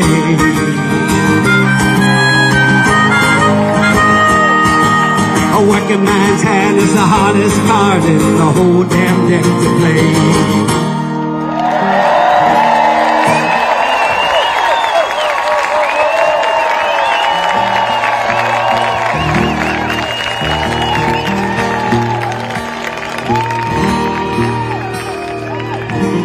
Obviously, the lyric to that song is talking about the division between working people. And I gotta say, man, with open arms, we're here willing to welcome back anyone from MAGA that admits they've been tricked, they've been lied to, they've been conned.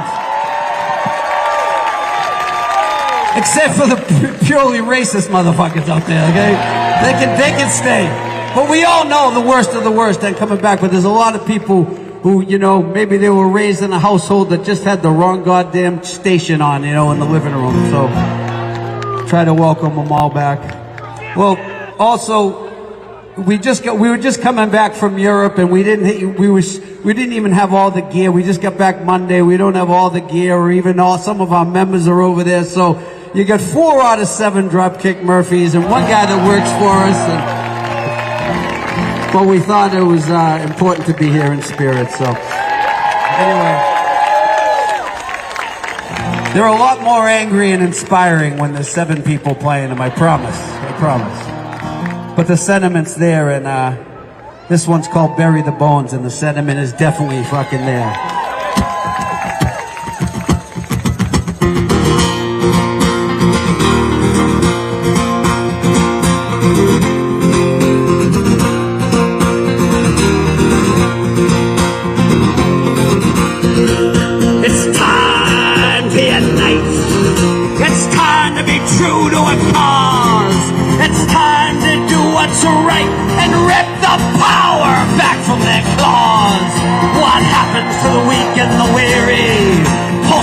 With the marginalized, the strong must help those in need when the crooks just bully and lie.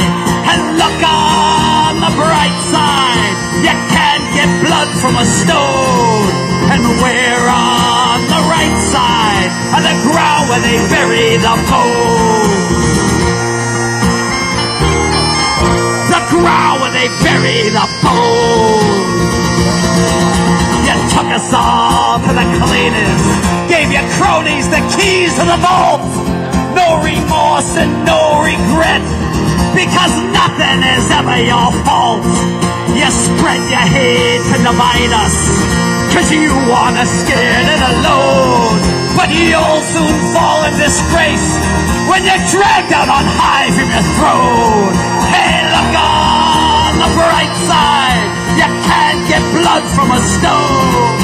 And we're on the right side of the ground where they bury the bones. The ground where they bury the bones.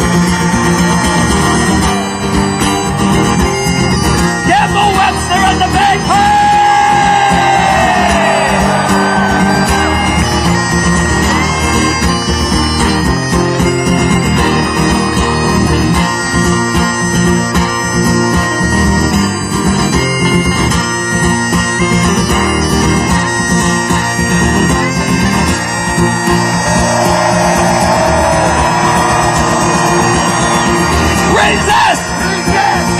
Comply, protest and organize. The people must have the power if this world is meant to survive. And look on the bright side, you can't get blood from a stone. And we're on the right side on the ground where they bury the bones. Hey, look on the bright side, you can't get blood from a stone. And we're on the right side foe. The ground where they bury the foe.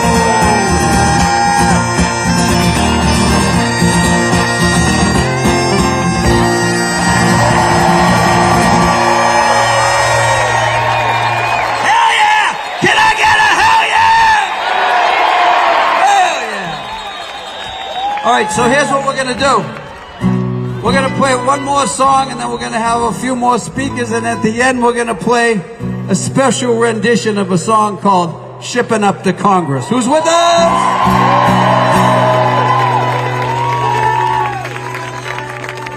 Thanks so much to all the people who took the time to make the incredible signs. That was amazing. And thanks to all the people that took the time to come from far and wide. And hopefully the next time we do this, it's all the way down the end of that goddamn pond there.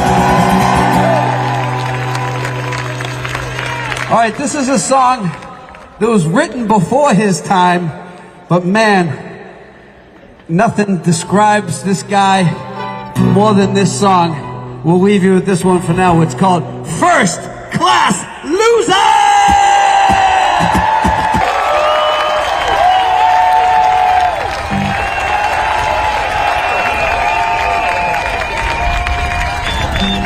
Let him hear it, everybody!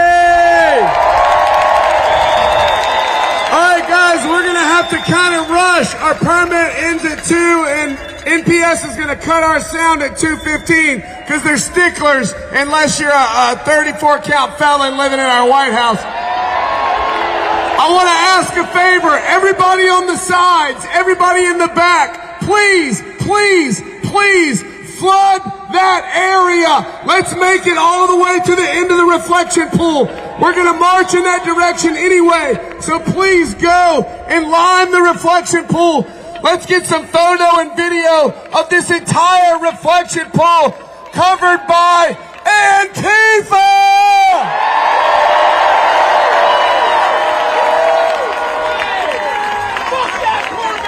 This next guy is one of my favorite people in this movement, a prince of a man. He is the congressional ops leader for a group you may have all heard of called FLARE. FLARE.USA on all socials. FLAREUSA.org is the website.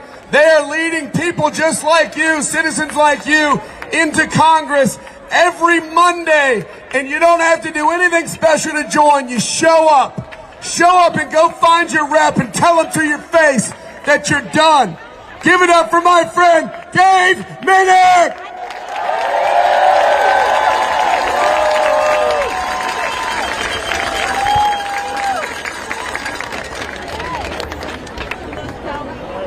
To my fellow patriotic Americans, thank you for being here. And to the people watching from home, we feel your solidarity. Thank you for showing up during one of the most dangerous moments in our nation's history. My name is Dave, and I am one of the lead organizers of FLARE USA, which stands for Liberation and Resistance Everywhere. I stand here on behalf of every volunteer of FLARE. It is an honor of my lifetime to speak here today. Now, people sometimes ask, what makes America great? I will tell you, it's you. Our greatness comes from our diversity, comes from our immigrants, our strong women, and from our communities that lift each other up. America is great because we embrace empathy and because we believe that tomorrow can be better today for every single American. Now, our Constitution was written by imperfect men who committed grave injustices. But even with their failures, they built a safeguard for a moment like this. That safeguard is the impeachment process. The founders could have not predicted that a traitorous, twice impeached rapist backed by white nationalists would ever hold the presidency. But here we are. And because we are here, we must use every constitutional tool they left us. Not tomorrow, not eventually, now. 62 years ago, right on these very steps, Representative John Lewis and Dr. Martin Luther King Jr. gave us a blueprint for how to struggle through strife. Dr. King said, and I humbly repeat his words, we must conduct our struggle on the high plane of dignity and discipline. We must not allow our creative protest to degenerate into physical violence. We honor them by standing here today, peaceful, disciplined, and unafraid.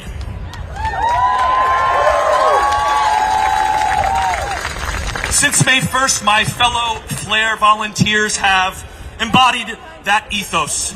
We have held a continuous 24/7 First Amendment vigil outside Union Station through storms, heat, and now bitter cold. We were raided unlawfully by the regime on October 3rd. Our tents were destroyed. Our signs were stolen. But we rebuilt. We never left. Our bodies are protest, and now we have rebuilt. At Union Station, Flare volunteers have spoken to thousands and collected thousands of petitions demanding that Congress impeach, convict, and remove Donald Trump. After today's march, join us at Union Station, outside Union Station at Columbus Circle, and fill out a declaration of support for impeachment. We will hand deliver it to your representative's office on Monday, or please join us. Extend your hotel reservations. But here's the truth. Only 80 Democrats publicly support impeachment. 80 Democrats. That is unacceptable. But you already know the good news. Representative Al Green will be introducing new articles of impeachment before the Christmas break. And when he does, it will force a vote. Democrats, you have an opportunity to redeem yourselves. An opportunity to redeem yourselves and honor your oath. So let me ask the Democrats directly. Are you listening to us? Chuck Schumer, are you listening to us? Hakeem Jeffries, are you listening to us? History, how will history remember you? We, the people, demand impeachment, conviction, and removal. Now, Representative Al Green personally gave Flare volunteers the title of impeachment warriors. Now, it is your turn to become one. And I want you to do this with me. Make a fist. Raise it high, higher. Everyone in the back so the cameras can see. Repeat after me. I stand for the Constitution. I stand for the rule of law. No president is above the law. I will urge my members of Congress to support impeachment, conviction, and removal. You are now impeachment warriors. Give yourselves a hand.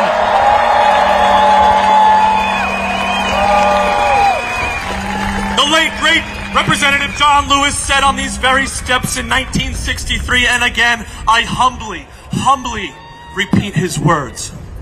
Wake up, America. Wake up, for we cannot stop and we will not be patient. My fellow Americans, you are now awake. We are all awake and we will not be patient. So today we demand what the Constitution requires. Impeach, convict, and remove the traitor from office! Say it with me! Impeach, convict, remove! Raise the fists! Impeach, convict, remove! Thank you. Let's go make history. Please follow us at flare.usa on all socials and visit flareusa.org. And to my friend Kira Havens from citizensimpeachment.com, please go there, citizensimpeachment.com, to support impeachment from home. I love you, Dad. Thank you all. Thank you so much, everyone.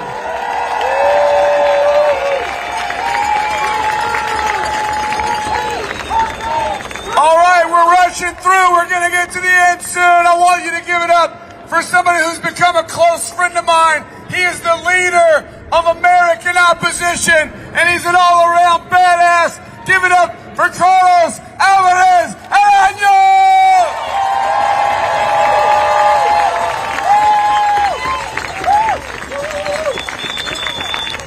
Good afternoon, everybody. My name is Carlos Alvarez Aranjos, and I'm the founder of American Opposition.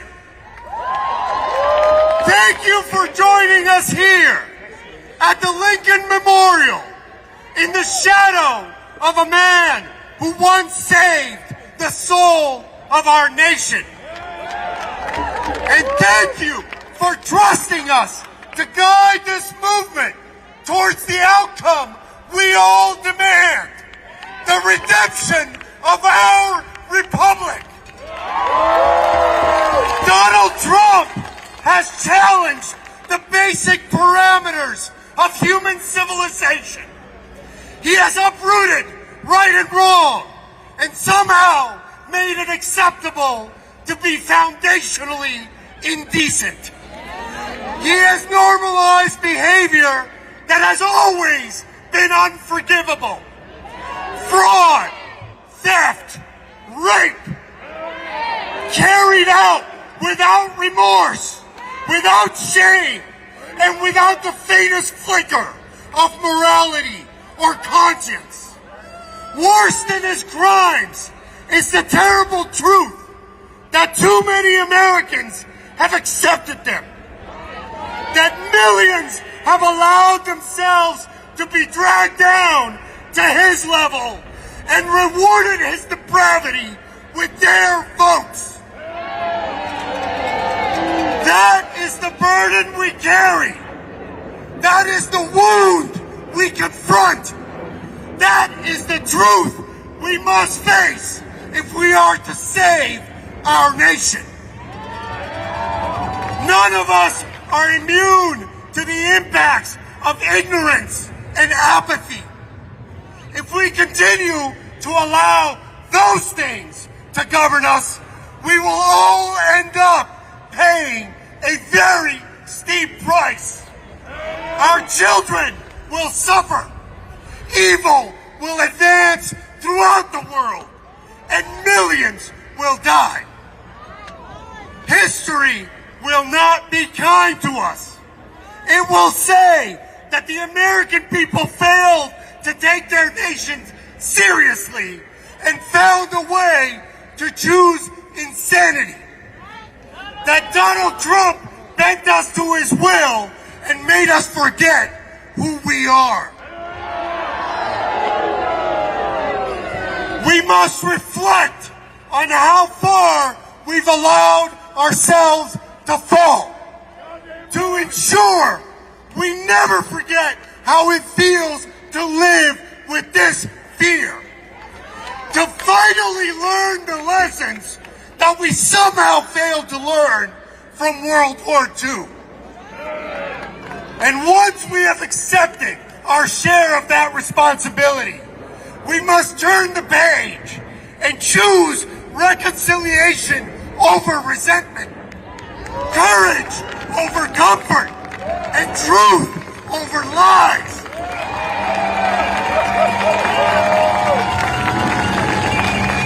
Because for as far as we have fallen, for as much as we have lost, and for as much pain as is yet to come, I know this: America will rise.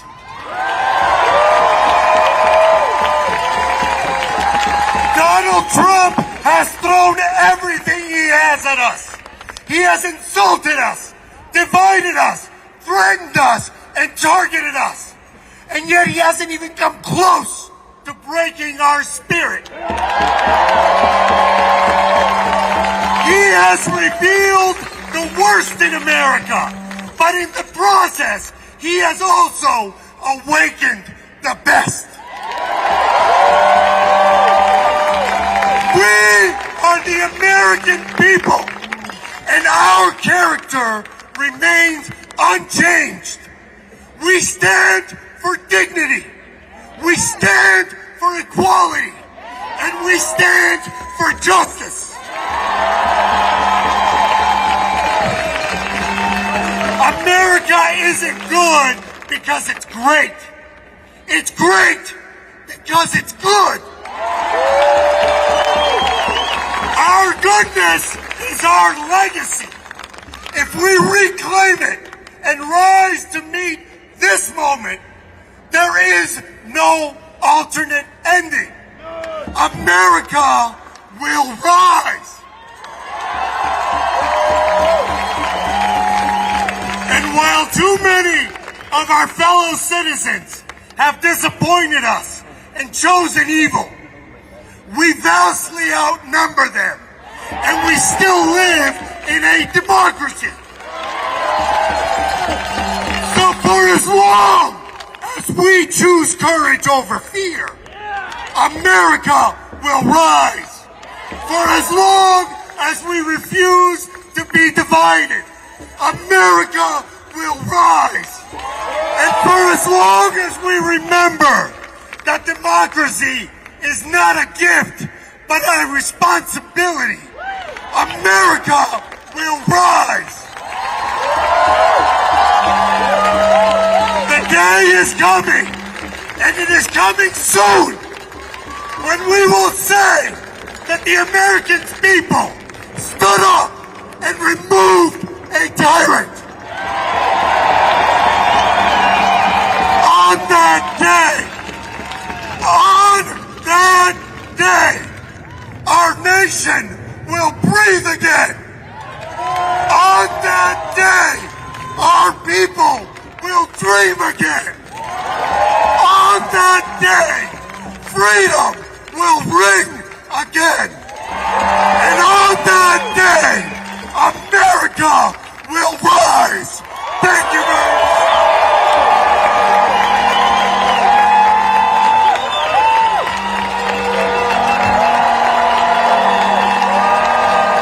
This next speaker is running for office, and as far as I know, she's the only only candidate running for office who's been picked up by an ICE officer and thrown on the ground.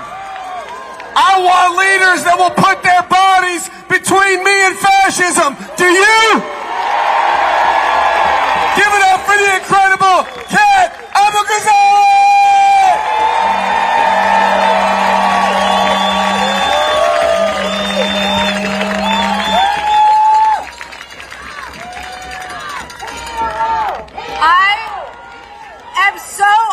To be here with all of you today, and we are all here because we, the American people, deserve better than what our leaders have failed to deliver. In case anyone forgot, our government is supposed to work for us, not corporations, not billionaires, and not the deranged racist predator who plans to live to his dying day in the White House. We are here to remove him and his regime, but that is not the only reason we are here. We got to this moment because of inaction from leaders who swore to protect us, who swore to fight for us. We trusted them, and they broke that trust. So now it's time for the people we elected to put up or shut up.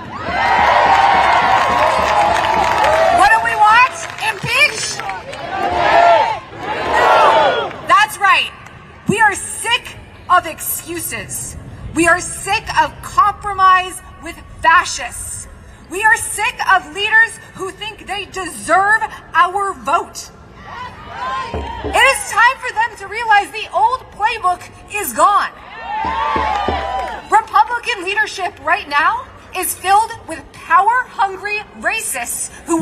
white nationalist dystopia.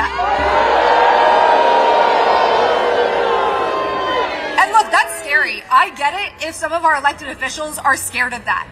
But if you, a congressperson in the United States of America, one of the most powerful people in the world, are too afraid to stand up for us, step out of the way for someone else who will. And we've got plenty of them. Not just in removing this despot, but building something better than our unlivable status quo. My community, like yours, has been through hell because of this administration. Masked secret police raid homes, workplaces, and schools across Chicago, Evanston, Skokie, and the rest of Illinois. Our food banks are overwhelmed with people who cannot afford to eat, with refugees who know their last lifeline is going to be cut in 2 weeks. Even in Illinois, trans kids are worried about losing their health care. Veterans can't go to the doctor. And the president likens my city to a training ground for our troops. Less than a month ago, I was federally indicted for exercising my First Amendment rights by protesting Trump's masked secret police. Mine is just one of many blatantly political prosecutions, which have also targeted some of our speakers today. We're all different people, but we have one thing in common, and that is that the administration sees us as a threat. Not just us, all of us. That's why they want to invoke the Insurrection Act. That is why they try to trample on our rights. And that is why they want to scare you into silence. But is that working? No! I said, is that working? No! We deserve better than this. We deserve equal rights. We deserve universal health care. We deserve a Green New Deal. We deserve the best education system in the world, strong unions. We deserve free college and affordable housing. We deserve maternity leave and child care, and not breaking our backs for billionaires who don't give a damn about us. We deserve so much more than what our leaders have failed to deliver, but they have a chance to redeem themselves, to step up now. But the first step is impeachment. Impeach? Remove! The reality is that we, the people, the voters, have been resisting more than the people that we elected. We have borne the brunt of what this administration is doing, and we are tired of it. So to our representatives, we don't want any more excuses. We don't want to hear that impeachment is unpopular, because it's not. And guess what? You're a leader. You better lead. We don't want to hear that you're worried about your re-election. Our lives are more important than your campaign. And you don't deserve our votes. You earn it. And I guarantee that if you came to cowardice, someone else will step up to take your place. And we do not want to hear that there is no cause to impeach this tyrant. Donald Trump has strangled our economy with tariffs without congressional approval.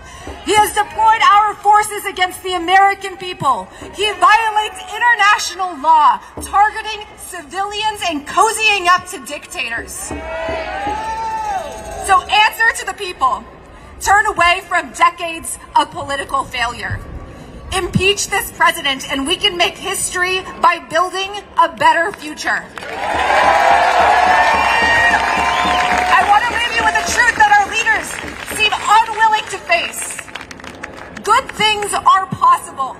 And no matter what anyone on TV or on the Hill tells you, we don't have to settle. Thank you.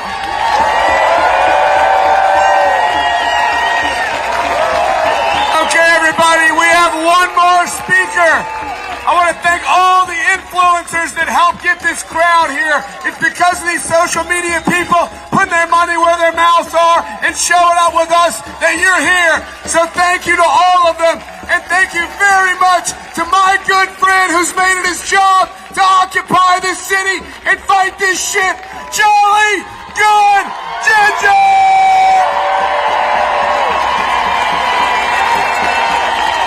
Hey, Park Police, don't cut the mic, because I got a bullhorn if they do.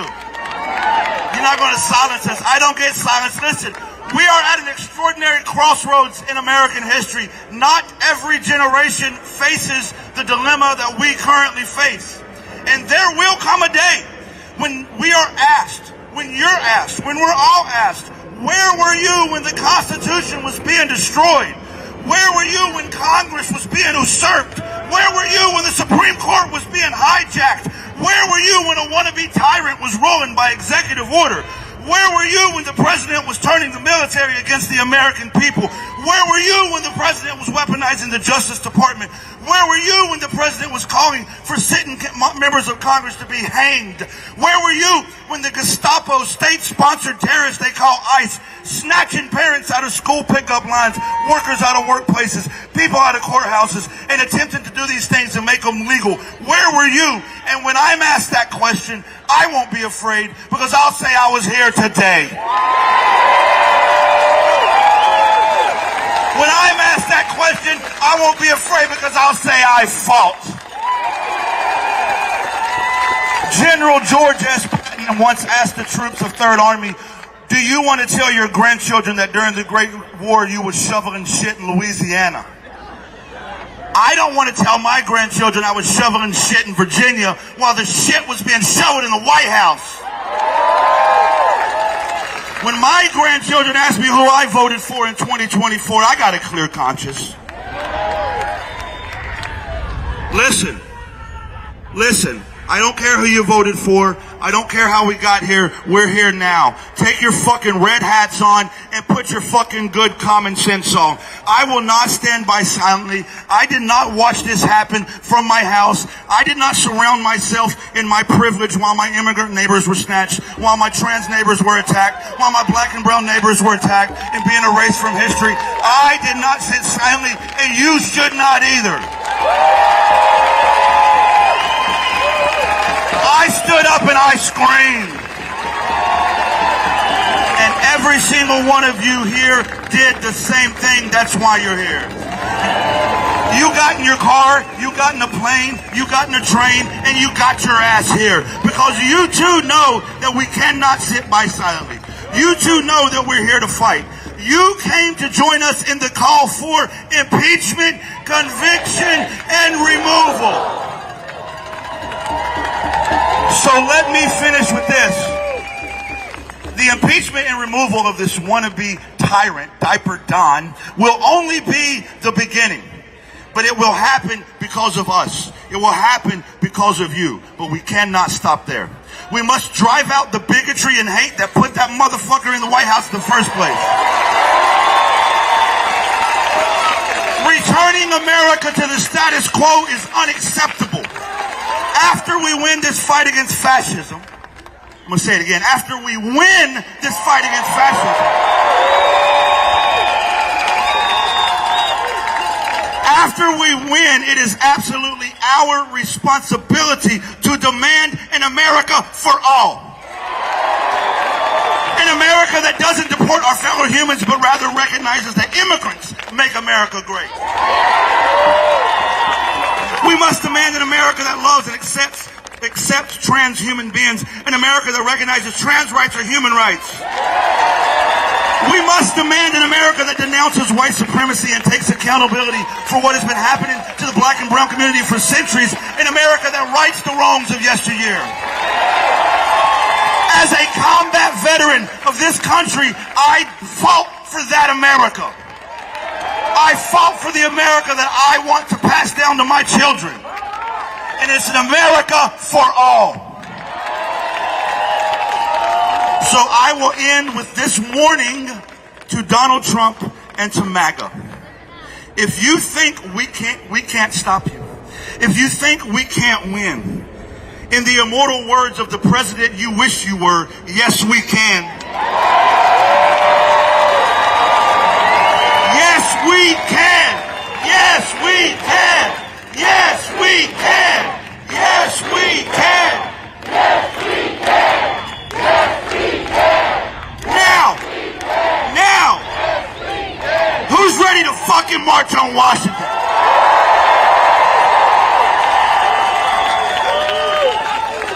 We did it! We did it, everybody! Once again, I'm Jessica Denson, founder of the Removal Coalition. Cliff Cash on behalf of the entire Removal Coalition. We love you. Thank you. God bless America. All right before the Dropkicks march us out, we need you all to be heading to the opposite end of the pool. The opposite end of the pool is where the march will begin. We will rally in the fountain. The Handmaids, one of our incredible partners, are on either side. We will march out past the World War II Memorial, left on 17th Street, and right on Constitution, because what are we doing? We're shipping up to Congress! Just follow the leaders. Thank you. We love you. Once again, give it up for the Dropkick Murphys! All right, let's see you move it! Ship it up to Congress! We need a little rhythm.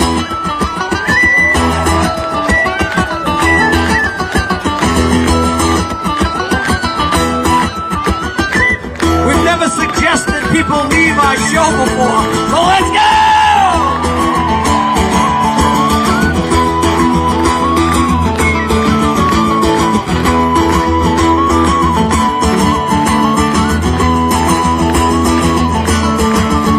I'm a sailor, hey! I lost my leg!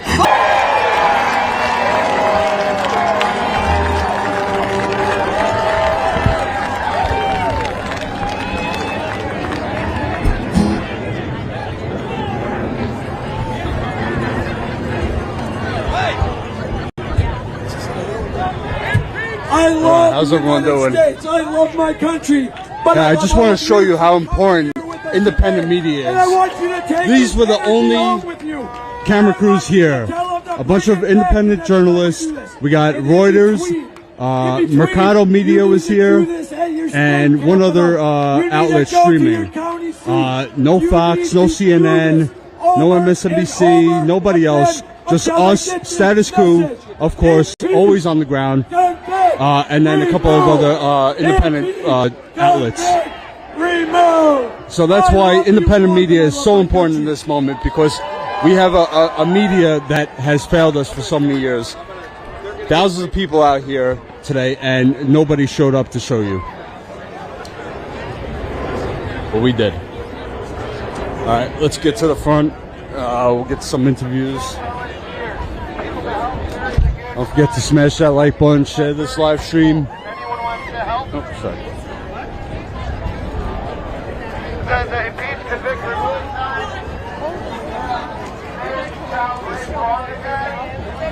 See how empty it is on the riser? Oh, she's gonna fucking wreck. Time to chuck Schumer out. So if you appreciate what we do here at Status Coup, constantly on the ground, everywhere we need to be, from DC to Charlotte, North Carolina, Chicago, Miami, at Alligator Alcatraz, we are there on the ground showing you what's happening. So if you can, become a member, statuscoup.com/join. Sign up for just $5 a month. Really helps us out.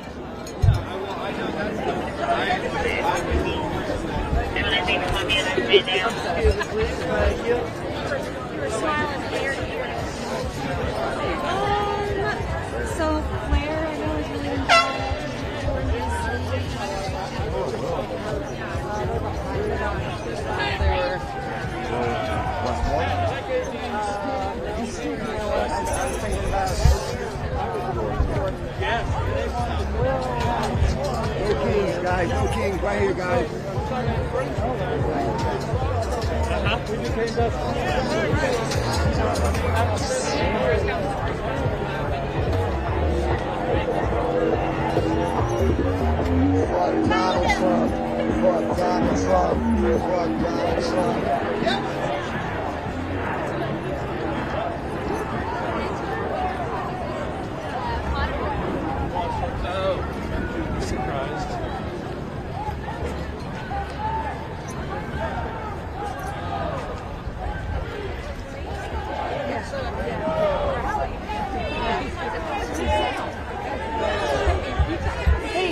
Convict, remove.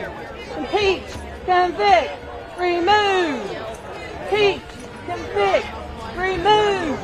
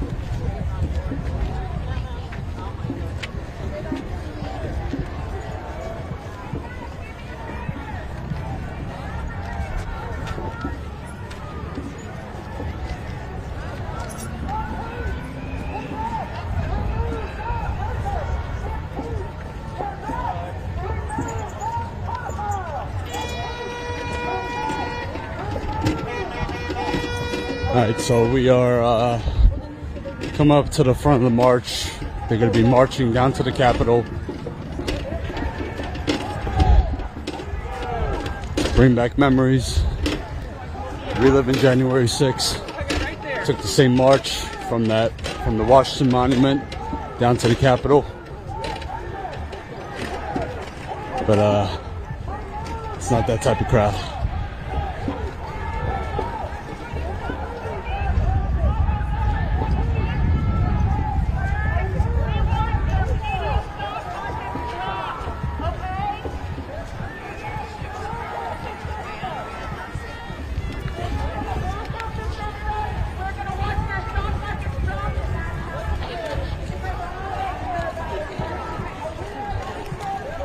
Yeah, so if I had to guess on a number, I would say anywhere from 8 to 10,000 people.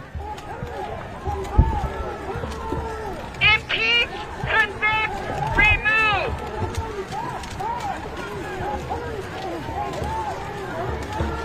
Impeach, convict, remove.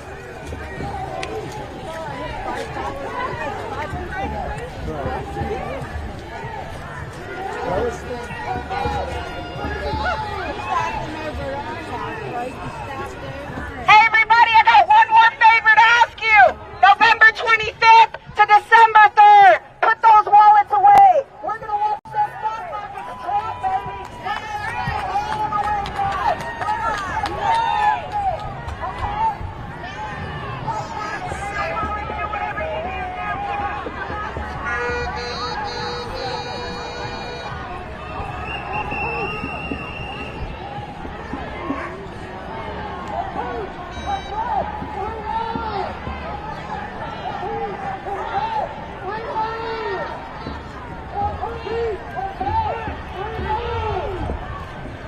So, for those audience who are not familiar with our coverage on January 6th, I was here live that morning, right at the Washington Monument.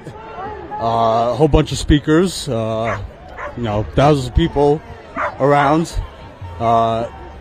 So, we knew there was going to be protests at the Capitol. Wasn't sure what time, but while Trump was speaking, I decided to walk away towards the Capitol because they were going to be protesting earlier.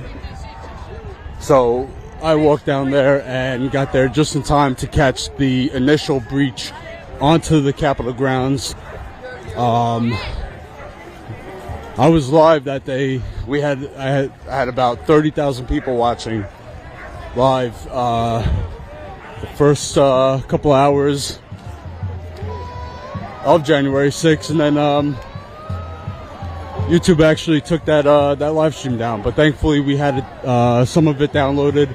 I had some of it recorded, so we were able to piece it together. But if you want to see, I don't know if it was 2 or 3 hours of footage from January 6th, we have that on our channel, on our page. So go check that out. But the famous footage that went around that day was from the tunnel on the west side of the Capitol, in the tunnel where Officer Daniel Hodges was being crushed, screaming for help. I was in that tunnel for 40 minutes, came out with some broken, crushed bones. That was the weirdest feeling I've ever felt, having my bones crushed by the people, Trump supporters who were trying to break the line of police officers. And I still have pain to this day to remind me of that day.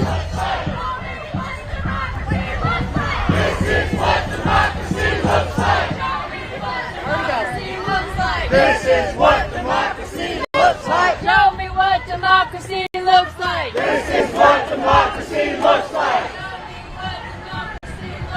This is what democracy looks like. This is what democracy looks like. This is what democracy looks like. This is what democracy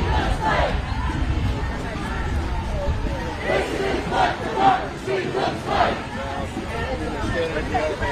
This is what democracy looks like. This is what democracy looks like. This is what democracy looks like. This is what democracy looks like. This is what democracy looks like.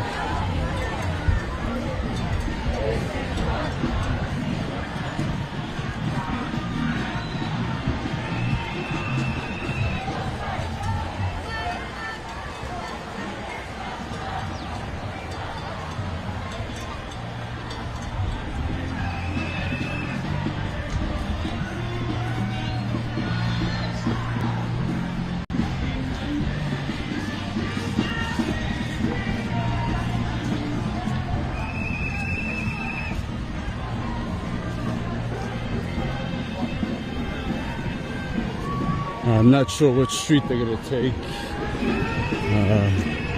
We'll just come across here to get to the front.